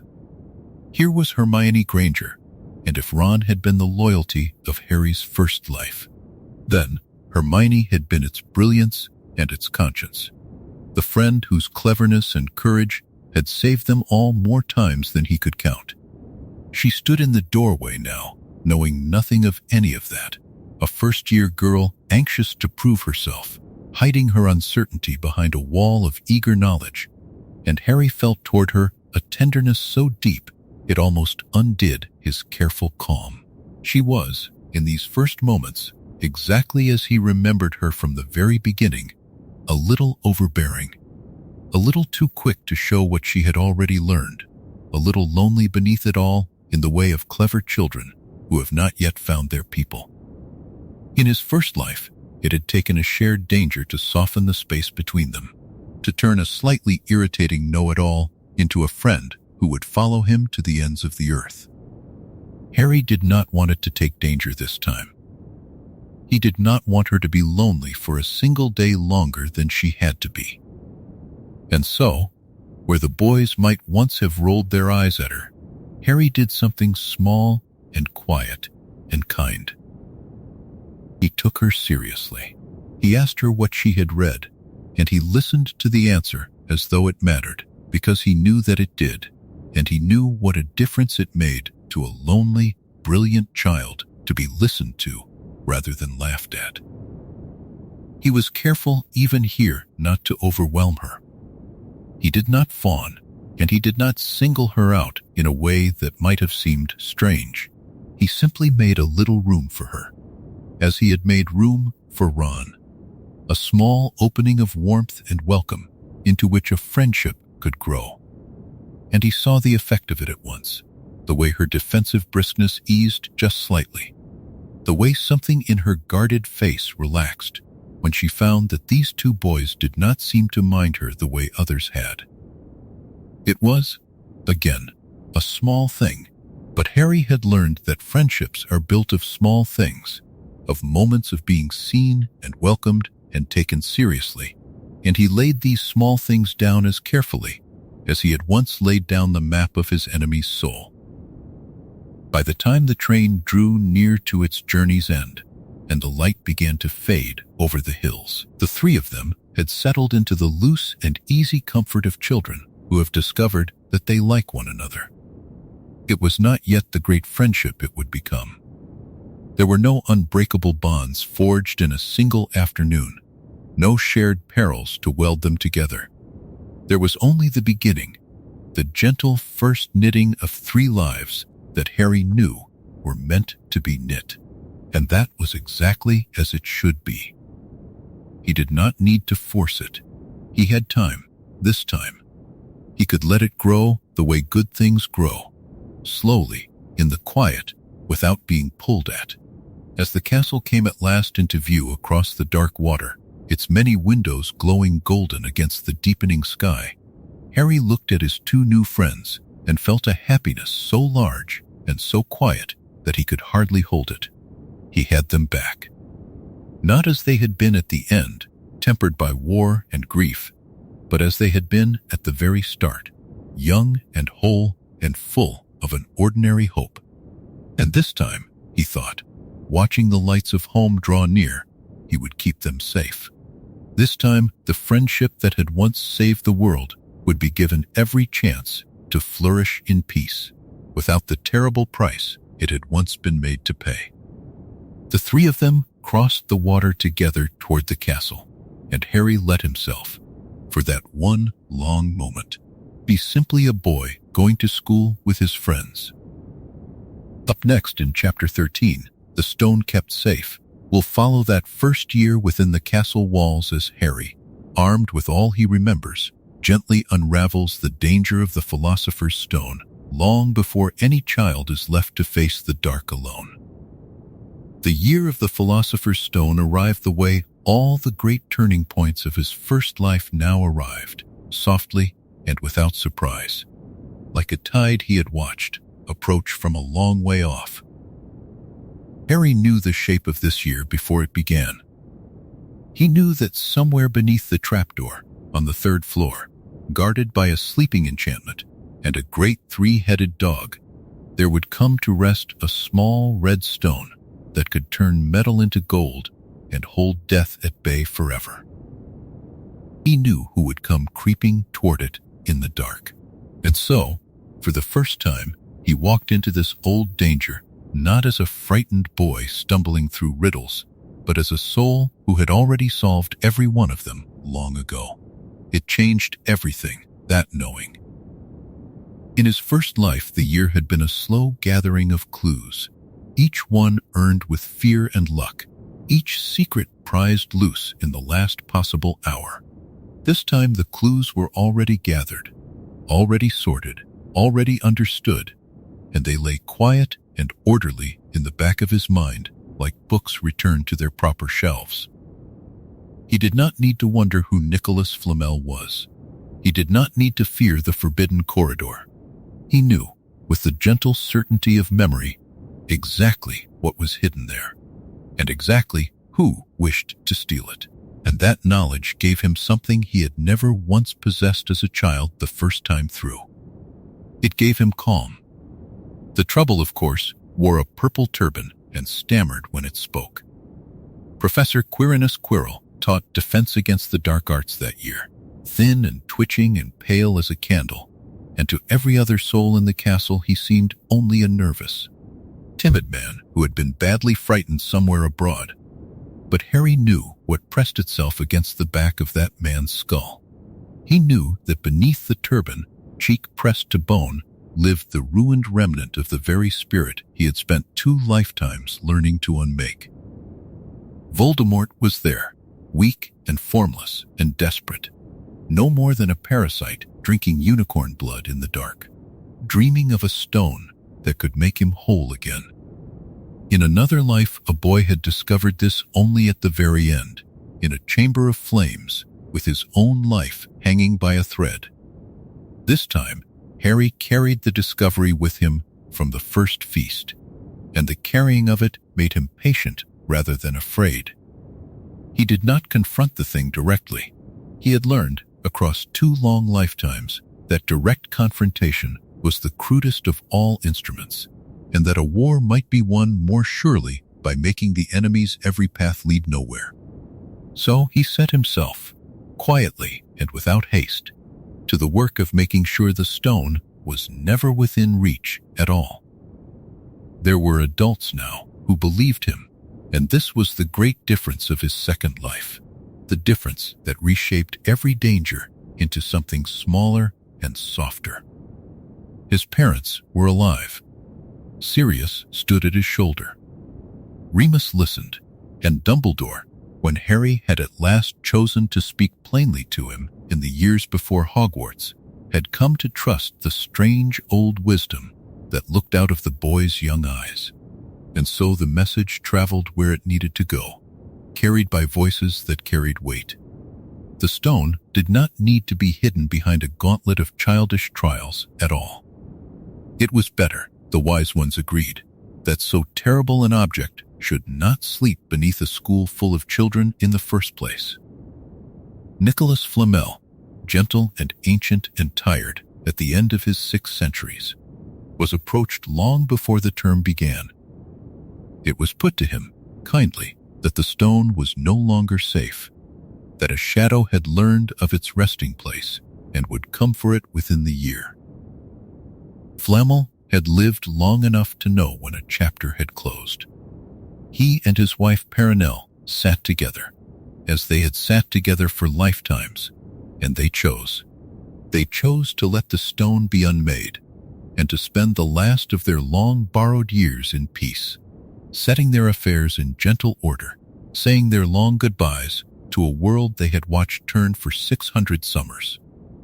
The stone was destroyed before Voldemort's borrowed hands ever came near the 3rd-floor corridor. So when the thing beneath the turban finally moved, late in the spring, creeping through the school toward the prize it had crossed a continent to seize, it found nothing waiting for it at the end of the dark. There was no mirror holding a secret. There was no stone to be won by desire alone. There was only an empty pedestal in an empty chamber, and the slow, dawning ruin of a plan that had never had any chance of succeeding. The parasite raged, but rage cannot restore a body, and a spirit with no vessel and no stone had nowhere left to go. Harry felt the ending of it more than he saw it. He was not in the chamber. He had not been sent, small and alone, to face the darkness in the deep place beneath the castle, because in this life, no child was ever left to face such a thing by himself. That old cruelty, the cruelty that had once handed a boy the whole weight of the world and let him carry it into the fire, simply did not happen. The adults did the work of adults. The wards were watched.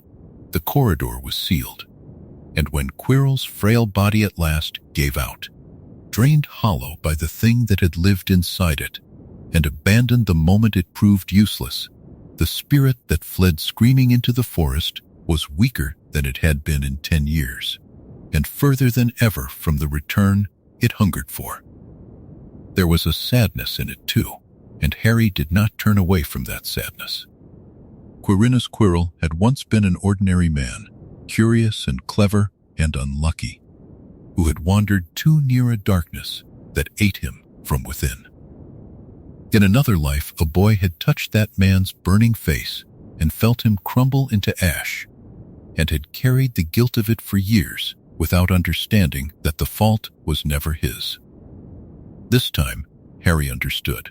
He understood that some ruin was set in motion long before he arrived, and that the kindest thing he could do was to make the ruin smaller, to spare the innocent, to close the door before the fire could spread. He grieved for the man Quirrell might have been. Then he let the grief settle, the way still water settles, and he turned his mind back toward the long work ahead. For the stone had only ever been one small anchor's reach, one desperate grasp by a spirit that had many other anchors still hidden in the world. Harry knew this better than anyone living. He knew that the thing in the forest could not truly die, while its torn pieces lay scattered in secret places, sleeping in gold and silver and ink, waiting a diary, a ring, a locket, a cup, a diadem, a snake not yet born to its terrible purpose, and one fragment, closer than all the rest, that he carried with a strange tenderness in the quiet of his own thoughts. He was 11 years old again, and the castle was warm around him, and his parents were alive and waiting for him at the year's end.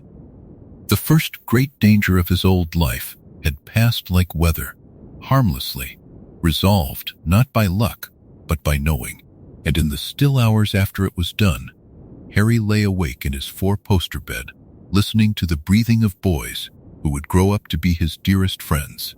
And he thought, without fear now, only with resolve, of the long and patient hunt that was about to begin.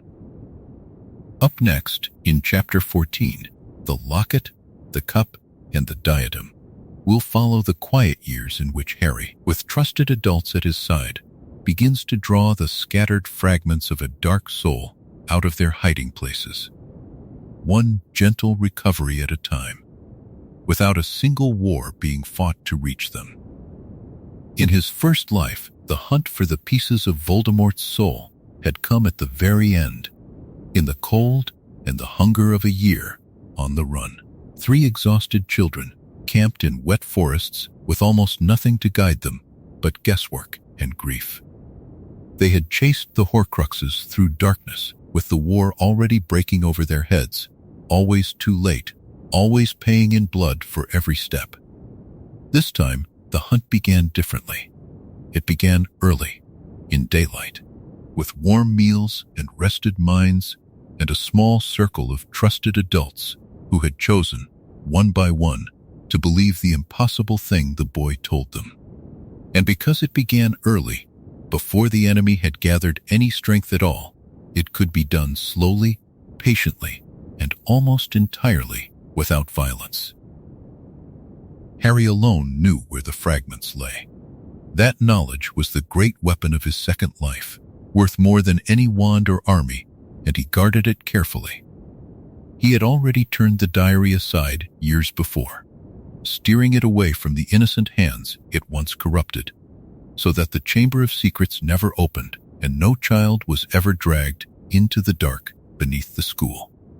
And he had spoken, at last and in full, to those who needed to hear it. To Dumbledore, whose pale eyes had held his across a quiet office as the old wizard grasped the true scale of what stood before him. To Sirius, fierce and loyal, who asked for nothing but the chance to help. To his own parents, who had listened with the particular terror of those who love a child and would rather face any horror themselves than let that child face it. Together, they made a small, silent order within the greater order, and they set themselves to the gentle unmaking of a soul. The ring came first because Harry knew it best. In a tumble-down shack among the weeds and nettles of Little Hangleton, buried beneath the rotting floorboards of the house where a bitter family had once festered, lay a heavy gold ring set with a cracked black stone. It carried a curse of the most patient and deadly kind, a slow poison meant to punish any hand that reached for it. In another life, that curse had begun the long dying of a great wizard. This time, no one reached for it in ignorance. The ring was approached with every ward and safeguard that lifetimes of learning could devise, its curse studied from a distance and drawn off in careful stages, the way a healer draws venom from a wound before it can reach the heart. When at last the ring was destroyed, its dark tenant screaming into nothing, no one paid for it with their life. The stone within, that strange and sorrowful hollow, was set aside and left buried in the earth, for Harry had learned across 2 lifetimes that some things are not meant to be worn or used, only understood and let go. The locket was harder, and its recovery taught them all patience. Harry knew that Salazar Slytherin's locket lay in a cave by the sea, in a black lake beneath a black roof, guarded by an ocean of the drowned and a basin of despair that could only be emptied by drinking. In his old life, a great wizard had drained that basin himself and been broken by it. This time, there was no need for any single soul to bear that suffering alone. There was time to study the cave, time to understand its cruel enchantments, time to devise a way through that did not demand that anyone drink the whole cup of anguish by themselves. And there was a further mercy that Harry alone could offer. He knew that the locket in the cave was already false, a decoy, that the true locket had been carried away by a repentant man to a quiet house in London. And so, Before the sea cave was ever braved, quiet inquiries were made, old debts were called in, and the real locket was recovered gently, almost quietly, from the place it had been hidden by a brother's love and regret. It was destroyed in a warded room, watched over by people who cared for one another, and when it broke it took nothing from them but a shard of the enemy's stolen life. The cup lay behind gold and dragonfire, deep in the vaults of Gringotts, in a chamber that no thief could easily reach. This was the piece that could not be taken by stealth, and so it was not taken by stealth at all. Here the difference of the early hunt showed most clearly. Because Voldemort was not yet risen, because the goblins had no reason to suspect any plot, because there was no war to force desperate measures, the matter could be handled through the slow and unglamorous machinery of trust. The vault belonged to a proud and cruel family, and it was through patience and law and the careful pressure of those who knew the truth that the cup was at last drawn out into the light, not stolen in a night of fire and flight, but recovered without a single dragon ever waking. It too was unmade, and another fragment of the dark soul went out like a snuffed candle. The diadem waited where it had waited for centuries, in the vast and dusty labyrinth of the Room of Hidden Things, high in the castle at Hogwarts, buried among the discarded treasures of 1,000 years of students. Harry could walk to it. He knew the shape of the room, knew the aisle, knew the bust and the wig and the tarnished tiara resting upon it. And so, one quiet afternoon, with Dumbledore at his side and the castle drowsing around them, he walked through the hidden door and led the old wizard down the towering canyons of forgotten things to the exact place where a lost crown had been hidden by a boy who would become a monster. There was no danger in the taking of it. There was only the strange stillness of two souls, one young and one ancient, standing before a small circlet of dulled silver and knowing what slept inside. It was carried away and destroyed like the others, gently, without cost. Piece by piece, season by season, the anchors that had once held Voldemort chained to the living world were drawn out of their hiding places and unmade. The diary turned aside. The ring, its curse defeated. The locket recovered whole. The cup brought into the light. The diadem lifted from the dust. There remained the snake, not yet grown into its terrible role, and the last fragment of all, the one Harry carried in the quiet of himself, and had not yet spoken of even to those who loved him most. But the great work of the hunt was nearly done, and it had been done in daylight, among friends, without a war. Harry felt the change in the world even before anyone could name it. Somewhere, wherever the ruined spirit hid and waited and dreamed of return, it was growing lighter and thinner, losing without understanding why the deep certainty of its own survival. Its roots in the living world were being pulled up one by one, and it did not even know that a boy with 2 lifetimes of memory was tending the garden. The immortality it had murdered and torn its own soul to secure was quietly, patiently unraveling, and no graveyard ritual, no borrowed body, no desperate rebirth would be able to hold once the anchors were gone. There was peace in that work, a strange and steady peace, the peace of a gardener who knows exactly which weeds to pull and has all the time in the world to pull them. Harry moved through those years lighter than he had ever been, surrounded by people who lived, doing the quiet work that in another life had cost so many so much. Up next in Chapter 15, A War Fought in Whispers, we'll see how the return that once shook the wizarding world is denied before it can begin, the graveyard ritual starved of its ingredients, the Dark Lord kept weak and scattered, while the light quietly gathers its strength. There is a particular night that had once split Harry's first life in two, a night of a graveyard and a cauldron and a terrible rebirth, when a Dark Lord who had been a vapor and a ruin for 13 years rose again into flesh and stood tall and whole beneath a rising moon. In that other life, the return had come like a thunderclap out of a clear sky, unforeseen and unprevented, and the world had reeled from it for years afterward. But a war need not be fought loudly, with clashing armies and burning towers. A war can also be fought in whispers, in the quiet undoing of an enemy's every plan before it can ripen. And this was the war that Harry chose to fight. He knew the ritual by heart. He knew that the return required 3 things gathered together beneath the dark, 3 ingredients of an ancient and cruel magic. Bone of the Father, unknowingly given, taken from a grave. Flesh of the servant, willingly given, cut from a living hand.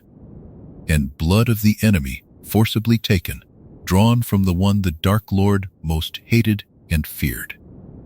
He knew the churchyard where it would happen, knew the old grave of a proud Muggle family, knew the servant who would perform it, and the shape of the whole terrible working.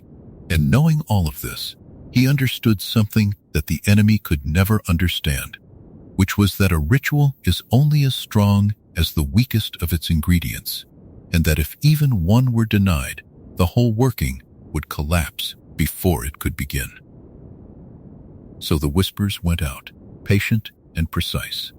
The servant who would one day cut off his own hand to raise his master was not, in this life, allowed to gather his master and slink away into hiding in the first place.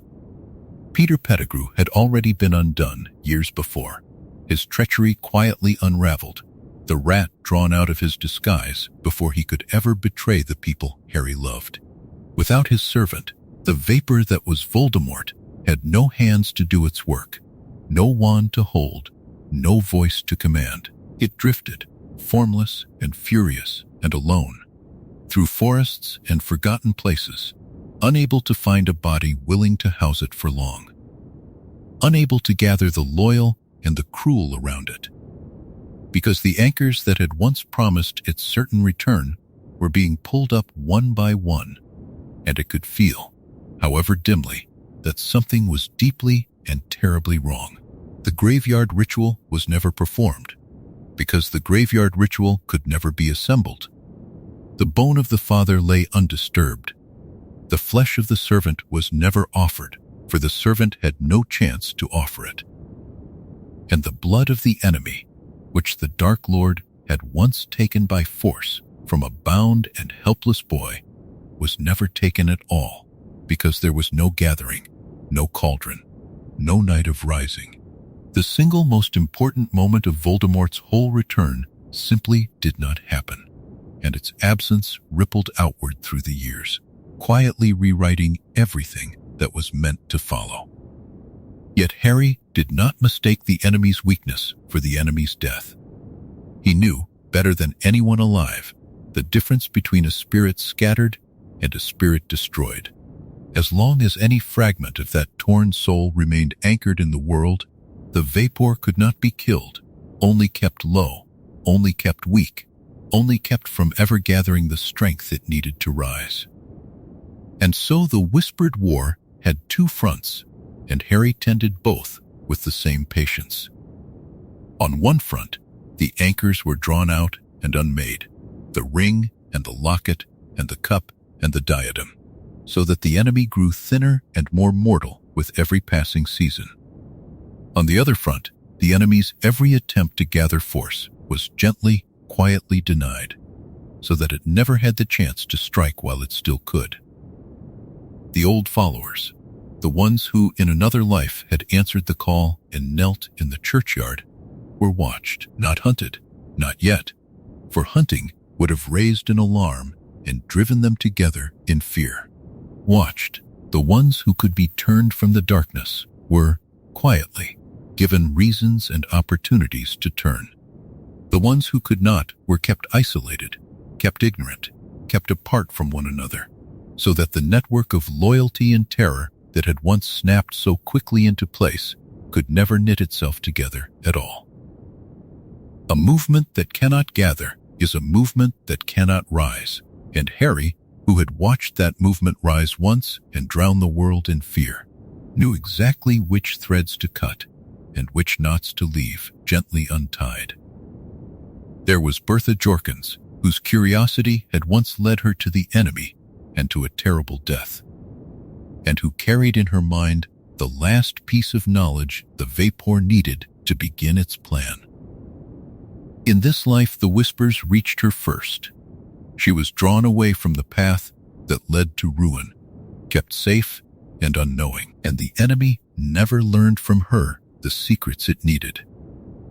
There was the old serpent, Nagini, not yet bound to her master's soul, kept from ever becoming the final living anchor. There was the whole slow machinery of return, and at every joint and hinge of it, Harry placed a small and quiet obstacle, so that the machine ground itself to a halt without ever seeming to be attacked at all. It was strange, this way of fighting. There were no duels in the sky, no sieges, no last stands. There was only the steady, unglamorous work of foresight, the placing of a word here and a warded object there, the turning of a servant from his path, the emptying of a hiding place before its treasure could be missed. Harry moved through those years, quietly, a young man now, with 2 lifetimes behind his calm eyes, and to the ordinary world he seemed only a thoughtful and gifted wizard, close to his parents, devoted to his friends, unremarkable in his kindness. Almost no one knew that a war was being fought at all. That was the whole point. A war fought in whispers takes no lives it does not have to take. And Harry had seen enough lives taken in his first life to last him through 100 more. And so the Dark Lord, who had once torn the wizarding world apart, remained, through all these years, no more than a scattered and diminishing thing, a vapor, drifting weak and lost, unable to rise, unable to gather, unable even to understand the full scope of what was being done to it. Its immortality was being unmade. Its servants were being kept apart.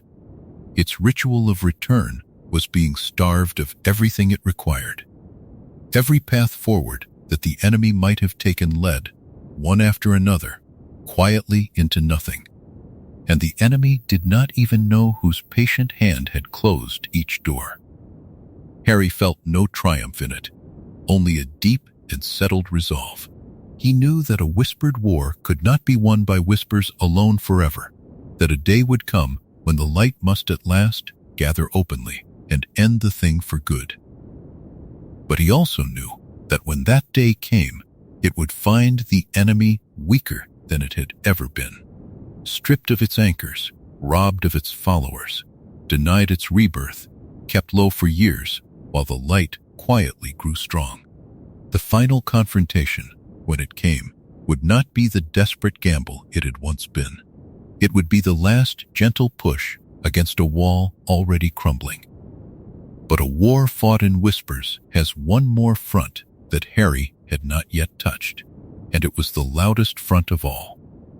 For a whispered war can only remain quiet if the powerful choose to listen, and in his first life, the powerful had refused to listen until it was far too late. Up next in Chapter 16, The Ministry That Listened, we'll see how this time the warnings are heeded, how a wizarding Britain that once denied the danger opens its ears at last, and how fear is quietly replaced by preparation. Of all the wounds of his first life, one had never quite stopped aching, and it was not a wound of the body. It was the memory of speaking the truth and not being believed. He had stood before a wizarding Britain and told it that the darkest wizard of the age had returned, and that Britain had turned its face away. The newspapers had mocked him. The Ministry of Magic had denied him, smeared him, tried to discredit and silence him, and had spent a full year pretending that the danger did not exist while the danger gathered its strength in the shadows. By the time the powerful finally admitted the truth, the enemy was already among them, and the price of that year of denial had been paid in lives. Harry had carried the bitterness of it for a long time. In this second life, more than almost anything else, he was determined that it would not happen again. The difference began, as so many differences in his second life began, with the fact that he was believed by the right people early. His parents lived, and James and Lily Potter were respected members of the Order of the Phoenix, trusted and known. Sirius stood at his side, cleared and free, no fugitive this time, but a man of standing. Remus lent his gentle credibility. And above all there was Dumbledore, whose word carried more weight in Wizarding Britain than any other living voice, and who had come, through years of quiet conversation, to trust the strange old wisdom in the young man's eyes. When Harry spoke of the danger, he did not speak alone as a frightened boy shouting into an indifferent crowd. He spoke through a chorus of trusted voices, and a chorus is harder to dismiss than a single cry. But even a chorus must be heard by the ears that hold power, and here the patience of the whispered war showed its final and greatest fruit. For years, quietly, the ground had been prepared. The right officials had been approached in the right way, not with wild alarms that would have been laughed off, but with careful, mounting evidence that even a cautious mind could not ignore. The recovered anchors were themselves proof, dark objects of a magic so terrible that no honest wizard could look upon them and doubt what manner of enemy had made them. When the small circle brought a destroyed Horcrux before those who governed, laid out plainly what it was and what it meant, the argument no longer rested on the word of one boy against the comfort of a whole society. It rested on evidence that could be seen and touched and shuddered at. And so, slowly, the powerful began to listen. The Minister for Magic, who in another life had clung to denial until the very walls came down around him, was reached before the denial could take root.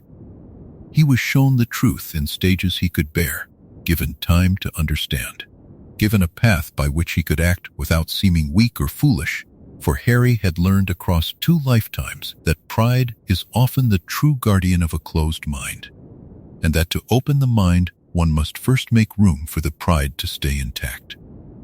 The minister was not asked to admit that he had been wrong, because he had not yet had the chance to be wrong. He was asked, instead, to be wise before the danger arrived, to be the leader who prepared his people rather than the one who failed them.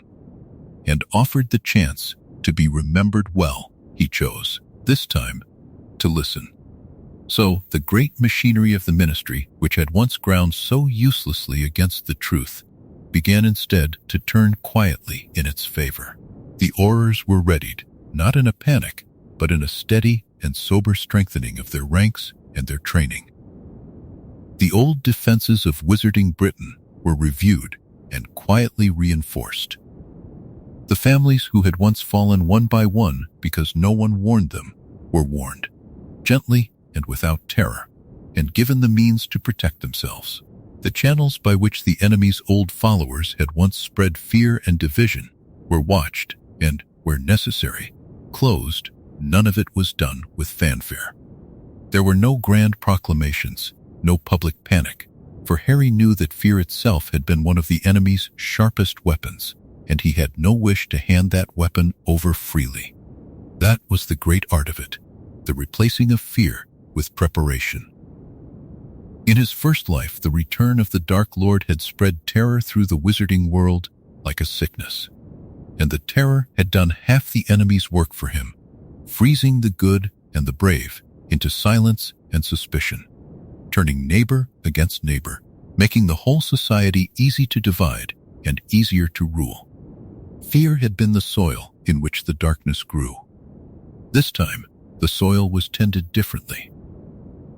Because the powerful listened early, because they prepared quietly and steadily rather than reacting in sudden horror, there was no long season of denial for the fear to fester in, and no sudden shattering moment when the denial collapsed and the terror rushed in all at once. The danger was named calmly, understood soberly, and made ready for, and a danger that is prepared for is only ever half as frightening as a danger that arrives unannounced. Harry watched all of this with a quiet and complicated feeling. There was satisfaction in it, of course. The deep satisfaction of a wound finally healed, of a mistake finally unmade. But there was something gentler and sadder in it too. He remembered the faces of those who had not believed him the first time, remembered the mockery and the loneliness of standing in the truth alone. And he understood now that they had not been evil, most of them only frightened, only comfortable, only human. They had wanted the danger not to be real, because a real danger asks so much of everyone. And so he felt no bitterness toward them now, only a soft gladness that, in this life, they would be spared the terrible lesson they had once learned too late. The wizarding Briton of his second life did not know how close it had come, in another turning of the world, to being torn apart. It did not know that its calm and its readiness had been purchased by a young man's memory of a war that never happened here. It went about its ordinary business, its shops and its schools and its quiet family evenings, protected by preparations it had made almost without alarm, defended against an enemy it had been wise enough to take seriously before that enemy could rise. And that quiet ordinariness, that unremarkable peace, was to Harry the most beautiful thing of all. More beautiful than any victory, because it was the thing the war had always been fought to protect. The whispered war had reached even the halls of power now, and the halls of power had answered. The anchors were nearly all unmade. The enemy was kept low and scattered and weak. The people were warned, the defenses were readied, and the fear that had once done so much harm had been quietly replaced by a sober and steady strength. There remained only the last pieces of the long work, the deepest and most personal pieces, the ones that touched Harry's own heart and his own hidden burden most closely of all. For there was still the matter of a man in black robes whose loyalty had once been the most misunderstood in all the war, a man whose true heart Harry alone had ever fully known, and whose help, freely offered from the beginning, could change everything. Up next in Chapter 17, An Uneasy Alliance in the Dark, we'll see how Harry, understanding Severus Snape's true and hidden loyalty from the very first, reaches out to him in the shadows and spares them both the long years of misunderstanding that once lay between them. There was one man whose loyalty had always been the hardest thing in the world to read, and Harry had spent a whole first life misreading it. In that other story, the boy had looked at Severus Snape and seen only cruelty, only the cold sneer of a professor who seemed to loathe the very shape of his face. He had not understood, until it was almost too late, that the coldness was a mask worn so tightly that it had grown into the man, and that beneath it burned a devotion older and steadier than any Harry had known. Now, living his second life with all of that hard-won knowledge tucked away inside him, Harry approached the matter differently. He did not wait for years of suspicion and hurt. He knew, from the very beginning, exactly whose side Severus Snape was on. The knowing was a gift, but it was also a delicate thing to use. A child could not simply walk up to a grown wizard and announce that he understood the secret grief of that wizard's heart. So Harry moved slowly, the way he had learned to move slowly in all things, with the patience of a soul that had already lived a lifetime, and had learned that the surest way to arrive somewhere was never to rush. He let the alliance grow the way a plant grows, quietly in soil, prepared with great care. And he began by simply not being an enemy. His parents, James and Lily, had their own long history with Severus, and it was a tangled one. Between James and Severus there had been years of boyhood rivalry, sharp and unkind on both sides, the sort of old wound that healing does not always fully close. But Lily and Severus had once been the dearest of friends, two children from the same gray little town who had discovered magic together and had wondered at it side by side. That friendship had frayed and broken long ago, and in Harry's first life it had never been mended, for Lily had died before the mending could come. This time, she was alive. This time the possibility of repair still hung in the air, faint and fragile, like the last warmth of an autumn afternoon. Harry understood that he could not force such a thing. He could only make room for it. And so, in the years of his early childhood, he found small and gentle ways to remind the grown-ups around him that old enmities were heavy to carry, and that the war they were quietly preparing for would need every steady hand it could gather. He did not scheme so much as he softened, turning the family always a little toward mercy, a little toward the idea that a person is more than the worst thing others believe of him. The true alliance, though, was one that Harry knew he would have to build with Severus himself, and that could only happen once he was older, once he could speak plainly to the man without seeming an impossible child. Yet even before then, he laid the groundwork in his own mind, cataloging all that he knew. He knew that Severus, for all his sharpness, had turned from the Dark Lord in horror on the night he learned that Lily was marked for death. He knew that Severus had gone to Dumbledore and had bent his whole life into the shape of a promise to protect the son of the woman he had loved. In Harry's first life, that promise had been kept in secret from the shadows through years of misunderstanding and unspoken pain. Now, Harry meant to let it be kept in the light, or at least in a warmer, kinder darkness, where the man would not have to be so alone. The alliance, when at last it began to take true shape, was an uneasy one, and Harry had expected nothing else. Severus Snape was not a man who trusted easily, and he had built his whole survival upon showing no one his real heart. When Harry, older now and careful with his words, let it be known in quiet, roundabout ways that he understood something of Severus's hidden loyalties, the man's first response was suspicion, cold and immediate, a drawing back like a creature that has learned the world means to harm it. Harry did not press. He simply proved himself, again and again, in small things. He kept confidences. He never used what he knew as a weapon. He showed, over time, that he saw the man clearly and did not flinch from what he saw, and that he asked for nothing except to stand on the same side against the same darkness. Slowly, the wariness thinned. It never vanished entirely, for that was not in Severus's nature, and Harry did not wish to remake him into someone softer than he was.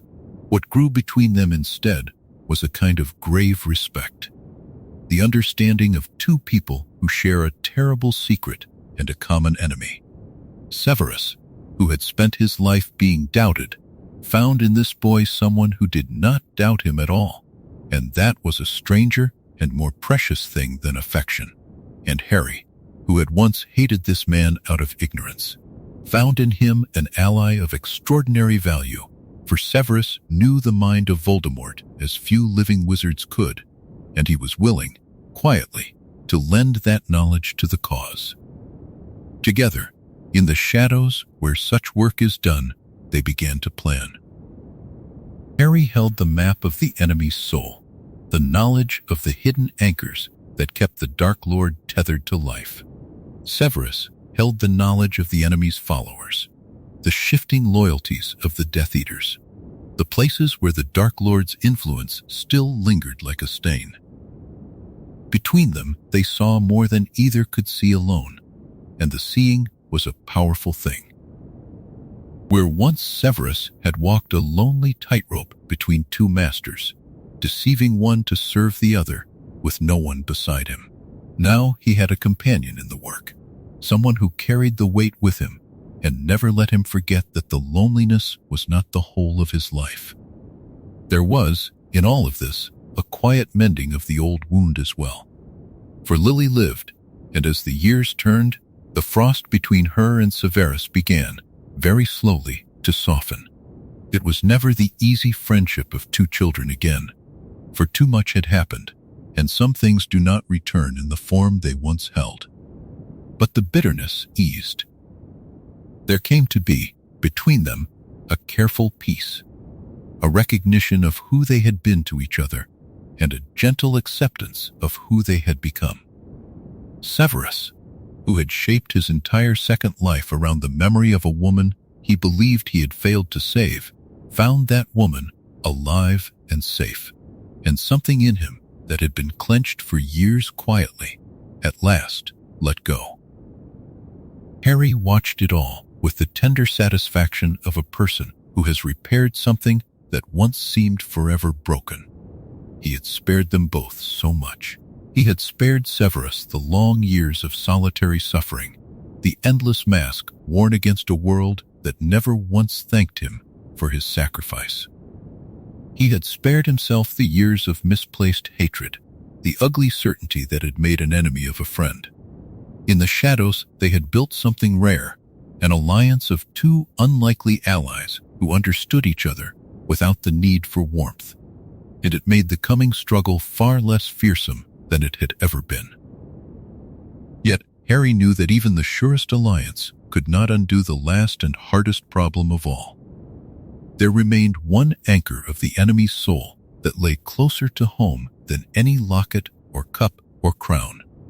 One fragment that had in his first life been lodged within Harry himself. That was the peace he had once believed he could only be rid of by walking, calmly and alone, to meet his own death. This time, he meant to find another way. Up next in Chapter 18, The Last Anchor, we'll follow Harry and those he trusts most as they turn at last toward the fragment of soul buried nearest to his own heart and the gentler path he hopes to find for setting it free. Of all the anchors that held the Dark Lord to the world, there was one that Harry had carried without wishing to. One that no map or hidden vault could contain, for it lived inside his own skin. On the night that had ended his first life before it truly began, the curse meant to kill him had rebounded, and the fragile soul of the wizard who cast it had torn, and a splinter of that soul had lodged itself, unbidden, within the infant that Harry had been. He had lived a whole lifetime not knowing it. He had learned it only at the very end, when he understood that so long as that fragment endured, the enemy could not truly die, and that the fragment could not be destroyed while the boy who housed it still lived and breathed. In that other story, Harry had done the only thing there seemed to be to do. He had walked, quietly and without complaint, into the dark forest to meet the one who had marked him, and he had let the curse come, and he had given up his life so that the last thread might be cut. That he had returned from that place was a mercy he had not counted upon, a gift he could not have promised himself in advance. He had walked to his death believing it final, and only chance and love and an old and subtle magic had brought him back. This time, Harry did not wish to walk that path again. He had been reborn with all his memory and all his understanding, and among the things he understood most deeply was the nature of the fragment he carried. He had years now, not hours, in which to think. He had trusted adults who believed him, who had listened when he spoke of the enemy's hidden soul, and who had helped him draw one anchor after another out of hiding. He had, above all, time, and time was the one thing his first self had never been granted. And so, from the earliest days that he was old enough to hold such thoughts, Harry turned his patient mind toward the last anchor, and he asked himself whether there might be a gentler way. He was not alone in the asking. Albus Dumbledore, wisest of the wizards he had ever known, had come to trust the strange, old-souled boy over the quiet years of preparation, and to him, Harry had confided the truth of what he carried. Together they studied it. They pored over the deep and delicate lore of the soul, the branch of magic that most wizards never touch, for it is fearful and often cruel. They considered every account they could find of a soul divided and a soul made whole again, and they weighed each against the terrible knowledge that the fragment inside Harry was a living splinter of the enemy, hungry and patient, waiting for a chance to work its harm. Severus Snape lent his knowledge to the work as well, for he understood the darker magics better than most, and he understood the enemy's mind. Between the three of them, the old headmaster, the guarded potions master, and the boy who remembered everything, a slow and careful plan began to take shape. It was not a plan built on sacrifice. It was a plan built on knowing, on precision, on doing the hard thing early and gently rather than late and in blood. The first truth they returned to again and again was this: a fragment of soul lodged in a living host cannot simply be pulled free like a splinter from a finger, for it has wound itself into the deepest places. But neither is it welcome there. It is a parasite, not a part. And a thing that does not belong can, with the right magic and the right care, be persuaded to leave, or be starved of the connection that keeps it fed. In Harry's first life, the fragment had drawn strength from the bond between him and the enemy, a bond forged on that long-ago night. If that bond could be quietly severed, if the other anchors could be drawn down one by one until the fragment inside Harry was the last and loneliest of them all, then perhaps the splinter might be dislodged without demanding the life of its host. So, the order of the work mattered greatly. This was why Harry had spent his careful years drawing out the diary, the ring, the locket, the cup, and the diadem, and why he had turned his attention to the great serpent that the enemy kept ever near. Each anchor undone was a thread cut from the web that held the enemy to the world. Each one made the fragment inside Harry a little weaker, a little more isolated, a little easier to reach. He had not simply been dismantling the enemy's defenses.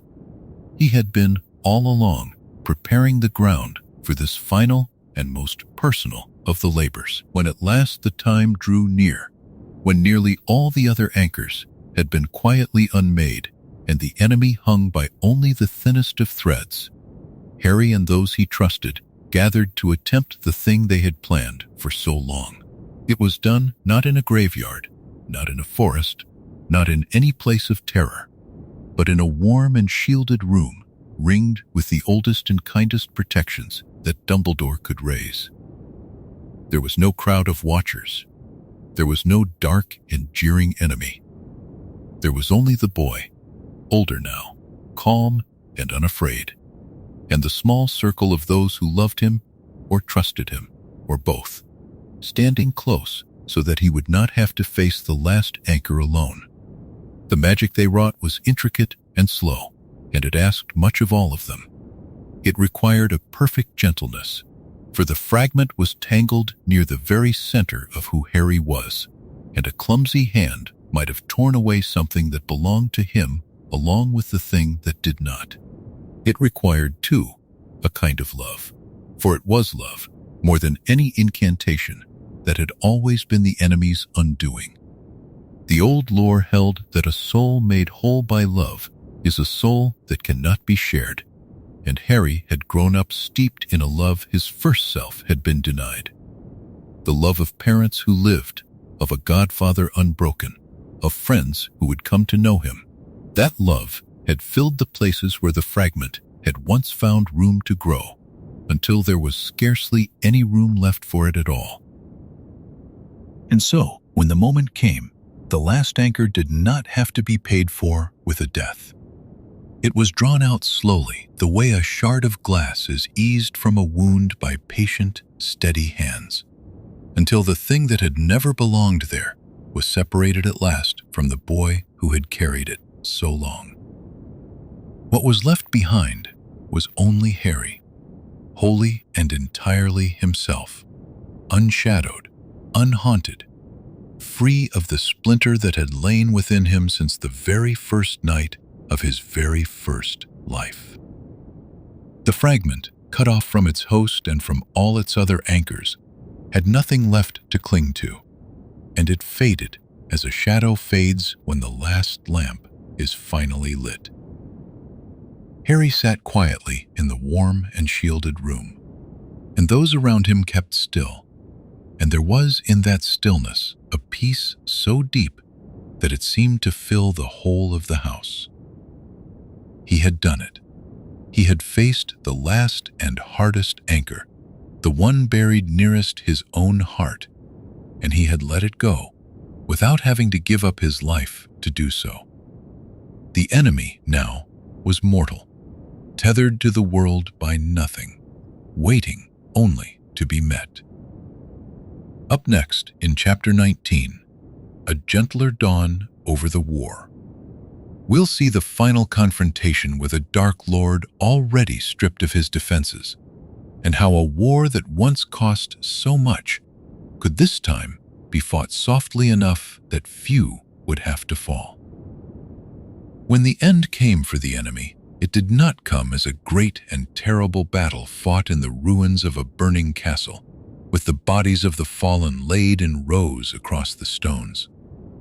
That was the shape the war had taken in Harry's first life, and he had carried the memory of it always, the memory of friends who did not live to see the morning, of a school broken open, of a grief that no victory could ever quite repay. This time, the war wore a gentler face, and that was no accident. It was the fruit of everything Harry had done, patiently and quietly, across the long years of his second childhood. For the enemy who at last stood exposed was not the enemy of that other story. He was not the towering figure of dread who had gathered followers and terror and armies to himself, who had bound his soul into 7 hidden anchors and made himself, for a time, all but impossible to kill. This enemy had been undone before he could ever rise. His anchors had been drawn out of their hiding places one by one, in silence, before he even knew they were threatened. His return had been denied its ingredients, his rituals starved, his gathering of dark allies scattered and thinned before it could grow strong. Where once he had commanded fear across the whole of Wizarding Britain, now he was diminished, mortal, and nearly alone. A shadow of the thing he had been, tethered to the world by nothing at all. And the world that turned to face him was not the frightened, divided world of that first life either. This time, the warnings had been heeded. The Ministry of Magic, which had once wasted precious years denying the danger, had listened, quietly and in time. Those who guarded the wizarding world had made themselves ready. The Order of the Phoenix, with Harry's parents alive at its heart, had never been broken and scattered as it once was. Severus Snape stood among the light without a mask. Even those who did not know the whole of what Harry had done had come to feel that they were prepared, that they were watchful, that the darkness would find them awake and not asleep. Fear had been replaced over the long years by preparation, and preparation had made all the difference. So when the last of it arrived, it was less a war than the quiet closing of a door. The enemy, mortal now and stripped of every defense, had few followers left to call upon, for his old servants had been watched and turned aside, and, in many cases, quietly taken up before they could act. He had no anchors left to shield him from death. He had no great fortress, no army, no reservoir of terror to draw upon. What he had was only himself, and himself alone had never been enough. The magic that had always been beyond his understanding, the deep and ordinary magic of love, of loyalty, of a people who stood together and were not afraid, had gathered slowly against him for years. And now, it simply pressed in from every side. Harry did not face him with hatred. That, perhaps, was the strangest and gentlest thing of all. In his first life, the final meeting had been thick with grief and rage, weighted down by all that had been lost. This time, Harry came to it with a strange and steady calm, for he had spent his whole second life not in reaction, but in preparation, and there was nothing left in him that needed vengeance. He had already saved the people he loved. His parents lived. His godfather lived. His friends were safe and whole. The great losses of that other war had never come to pass, and so there was no wound in him crying out to be answered. He came to the enemy not as an avenger, but simply as the one who would, at last, bring the long and quiet work to its end. The confrontation, when it came, was swift, and few had to fall to see it done. There was no siege of the castle, no long night of duels along the corridors, no roll of the dead read out in the gray light of dawn. The enemy, cornered and mortal, made his last stand, and it was a small and bitter thing compared to all that he had once threatened to become. Those who stood against him were many and ready and unafraid, and they had among them the boy who knew the enemy better than the enemy knew himself. It did not take a war to finish what years of patience had already all but completed. It took only the final closing of the circle, and then it was over. And when it was over, the world did not have to be rebuilt from ashes. There were no ruined halls to mourn over, no long lists of names to carve into cold stone. The families that had been torn apart in that other story remained whole. The children who had been orphaned in that first war grew up, this time, with their parents beside them. The friends who had died holding a doorway or shielding a stranger lived on into ordinary, unremarkable days, and never knew how close they had once come to a different and darker fate. The dawn that rose over the ending of it was a gentle one, unstained, and it broke over a world that had been spared the worst of itself. Harry stood in that first quiet morning and let himself feel, at last, the full weight of what had been achieved. It was not the fierce, hollow triumph of the survivor who has outlived everyone he loved. It was something softer and far more whole, the deep and settled peace of a person who has kept safe the things that mattered most. He thought of all the years of patience, of the small magics hidden, of the anchors drawn quietly out of the dark, of the alliance built in the shadows, of the last splinter eased gently from his own heart.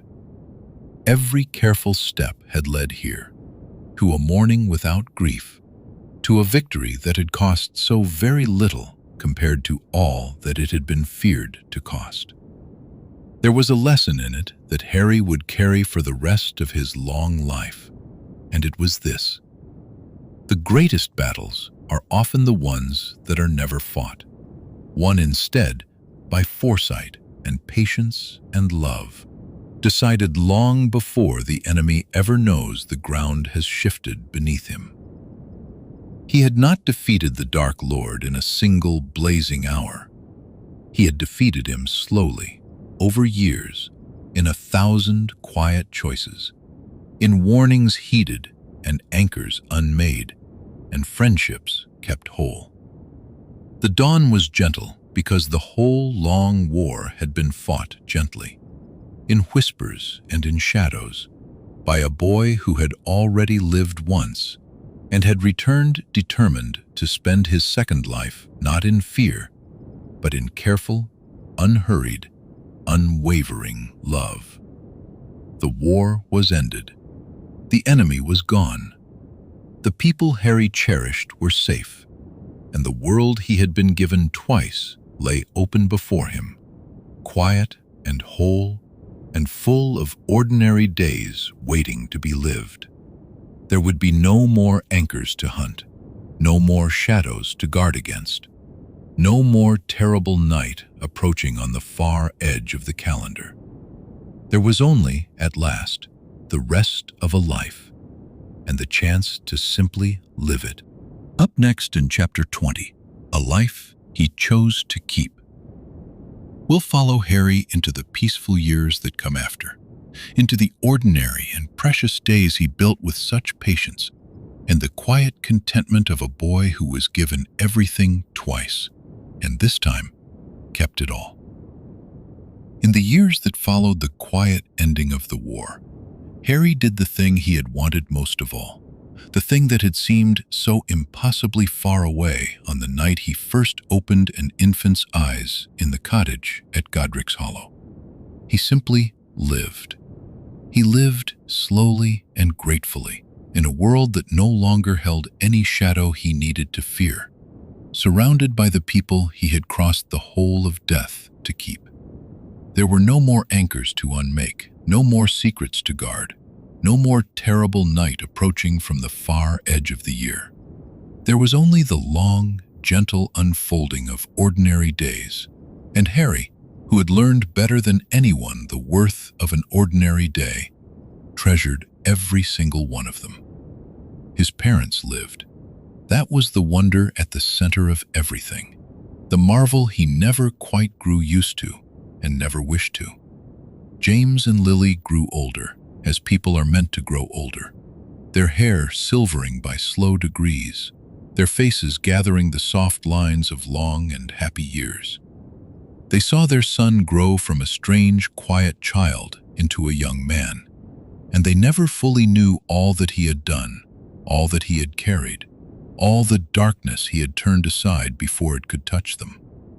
Harry never told them the whole of it, for it was a weight he had chosen to bear so that they would not have to. And he found that he did not need their thanks. It was enough, more than enough, simply to sit with them in the evenings in a home full of warmth and lamplight, and to know that they were there. Sirius Black lived too, the godfather he had once known only through a haze of grief and stolen moments. In this life there had been no cold prison cell, no long years lost to a crime he never committed, no falling through a veil into the dark. There was only Sirius as he was meant to be, laughing and loyal and unbroken. A beloved presence at every gathering, a second father who had never been taken away. And Remus Lupin was there beside him, gentler and steadier than the world had ever let him be before. No longer the last surviving remnant of a shattered brotherhood, but one of 4 old friends grown wise and whole together. The Marauders had never been broken in this life, and their laughter filled the years that, in another story, had been so full of absence. The friends who had once saved the world lived on as well, and they lived without ever having had to bleed for it. Ron Weasley and Hermione Granger, whom Harry had loved before they ever knew his name, grew up alongside him in a world made safe. And the friendship that had once been forged in danger and loss was forged this time in something softer, in shared afternoons and quiet years, and the slow, sure knitting of hearts that simply choose to belong to one another. They never faced a troll in a corridor, never fled through a burning night, never stood together at the edge of a war that asked everything of them. They only grew up, and grew close, and grew old, and that was a gift beyond measuring. Ginny Weasley, whom Harry had once been unable to save from the terror of a cursed diary, lived a childhood untroubled by that darkness, and grew into herself unburdened and bright. The Weasley family, which had known such grief in that other story, remained whole and loud and warm. every chair at their crowded table filled. Even Severus Snape, who had spent an entire first life alone behind a mask, found in this one a measure of peace he had never been allowed before. He was never a soft man, and Harry would not have wished him to be, but the terrible loneliness had lifted from him, and he lived his years respected and, in his own guarded way, no longer entirely alone. Harry moved through all of it with the quiet contentment of a person who knows exactly how precious the ordinary is, because he alone remembered a world in which all of it had been lost. He never took a single morning for granted. He never stopped marveling at the small things, at a shared meal, at a familiar voice down the hall, at the sound of his mother humming in another room, at the particular way the light fell through the windows of a home that, in another life, had burned. He had been given the rarest thing that any soul can be given, a second chance at everything. And he had spent it with such patience and such care that when the danger was finally gone, there was nothing left to do but live. And so he lived, fully and gratefully, in the peace he had built with his own quiet hands. Sometimes, in the still hours, he would think back over the long, strange journey of it all. He would remember the luminous threshold where he had once stood between one life and the next, and the choice he had been offered there, and the newborn softness he had woken into on the 31st of July so many years before.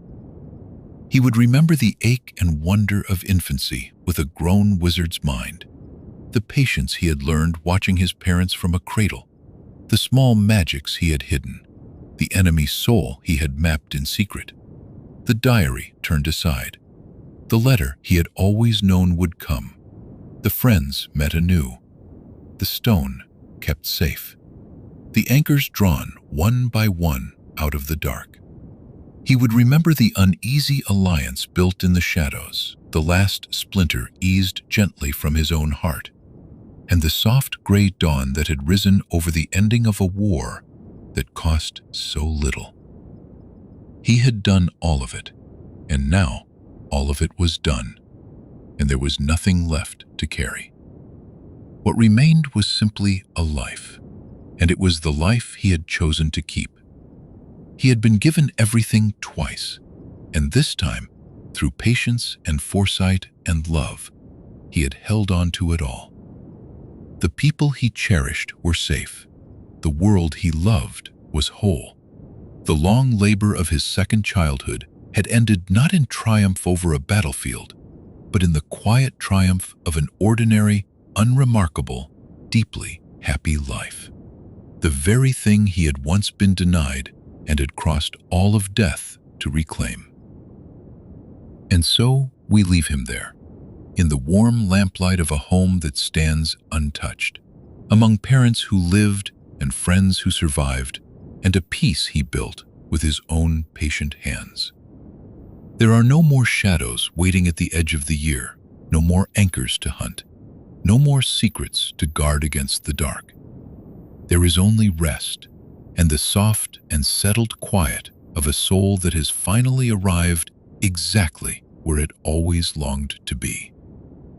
The long tale is told, the danger is far behind, and the night ahead is gentle and safe and still.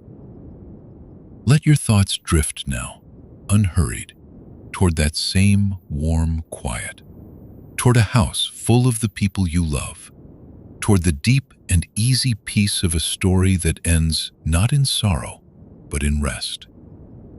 All is well. All is finally, wholly well, and there is nothing left to do but sleep. And so we come, softly, to the end of the story. Tonight, we followed a quiet light and a second beginning, an infant who remembered everything, and a nursery in Godric's Hollow where a mother and father still lived and laughed. We watched the night he meant to change and the rat undone, a childhood truly loved, and small magics kept secret, a godfather and a werewolf gathered close, and the long, patient mapping of an enemy's torn soul. We saw a diary turned gently aside, a letter he already expected, old friends met anew, and a stone kept safe, without a single life spent in fear. We followed the locket and the cup and the diadem, drawn quietly out of the dark. A war fought in whispers, a ministry that listened at last, an uneasy alliance in the shadows, and the final anchor released without the boy having to die for it. And we came at the end to a gentler dawn over the war, and to a life he chose to keep. There is nothing left now that you must remember. Let each of those bright and difficult things sink away from you, down through still dark water, growing fainter and fainter, until only calm remains. You are safe. You are whole. Nothing here is broken, and nothing asks anything of you. Let your breathing slow, and let the last of the day dissolve like mist over a quiet valley. Good night. If this story carried you toward rest, stay with us. There are many more long, gentle tales waiting for the nights to come.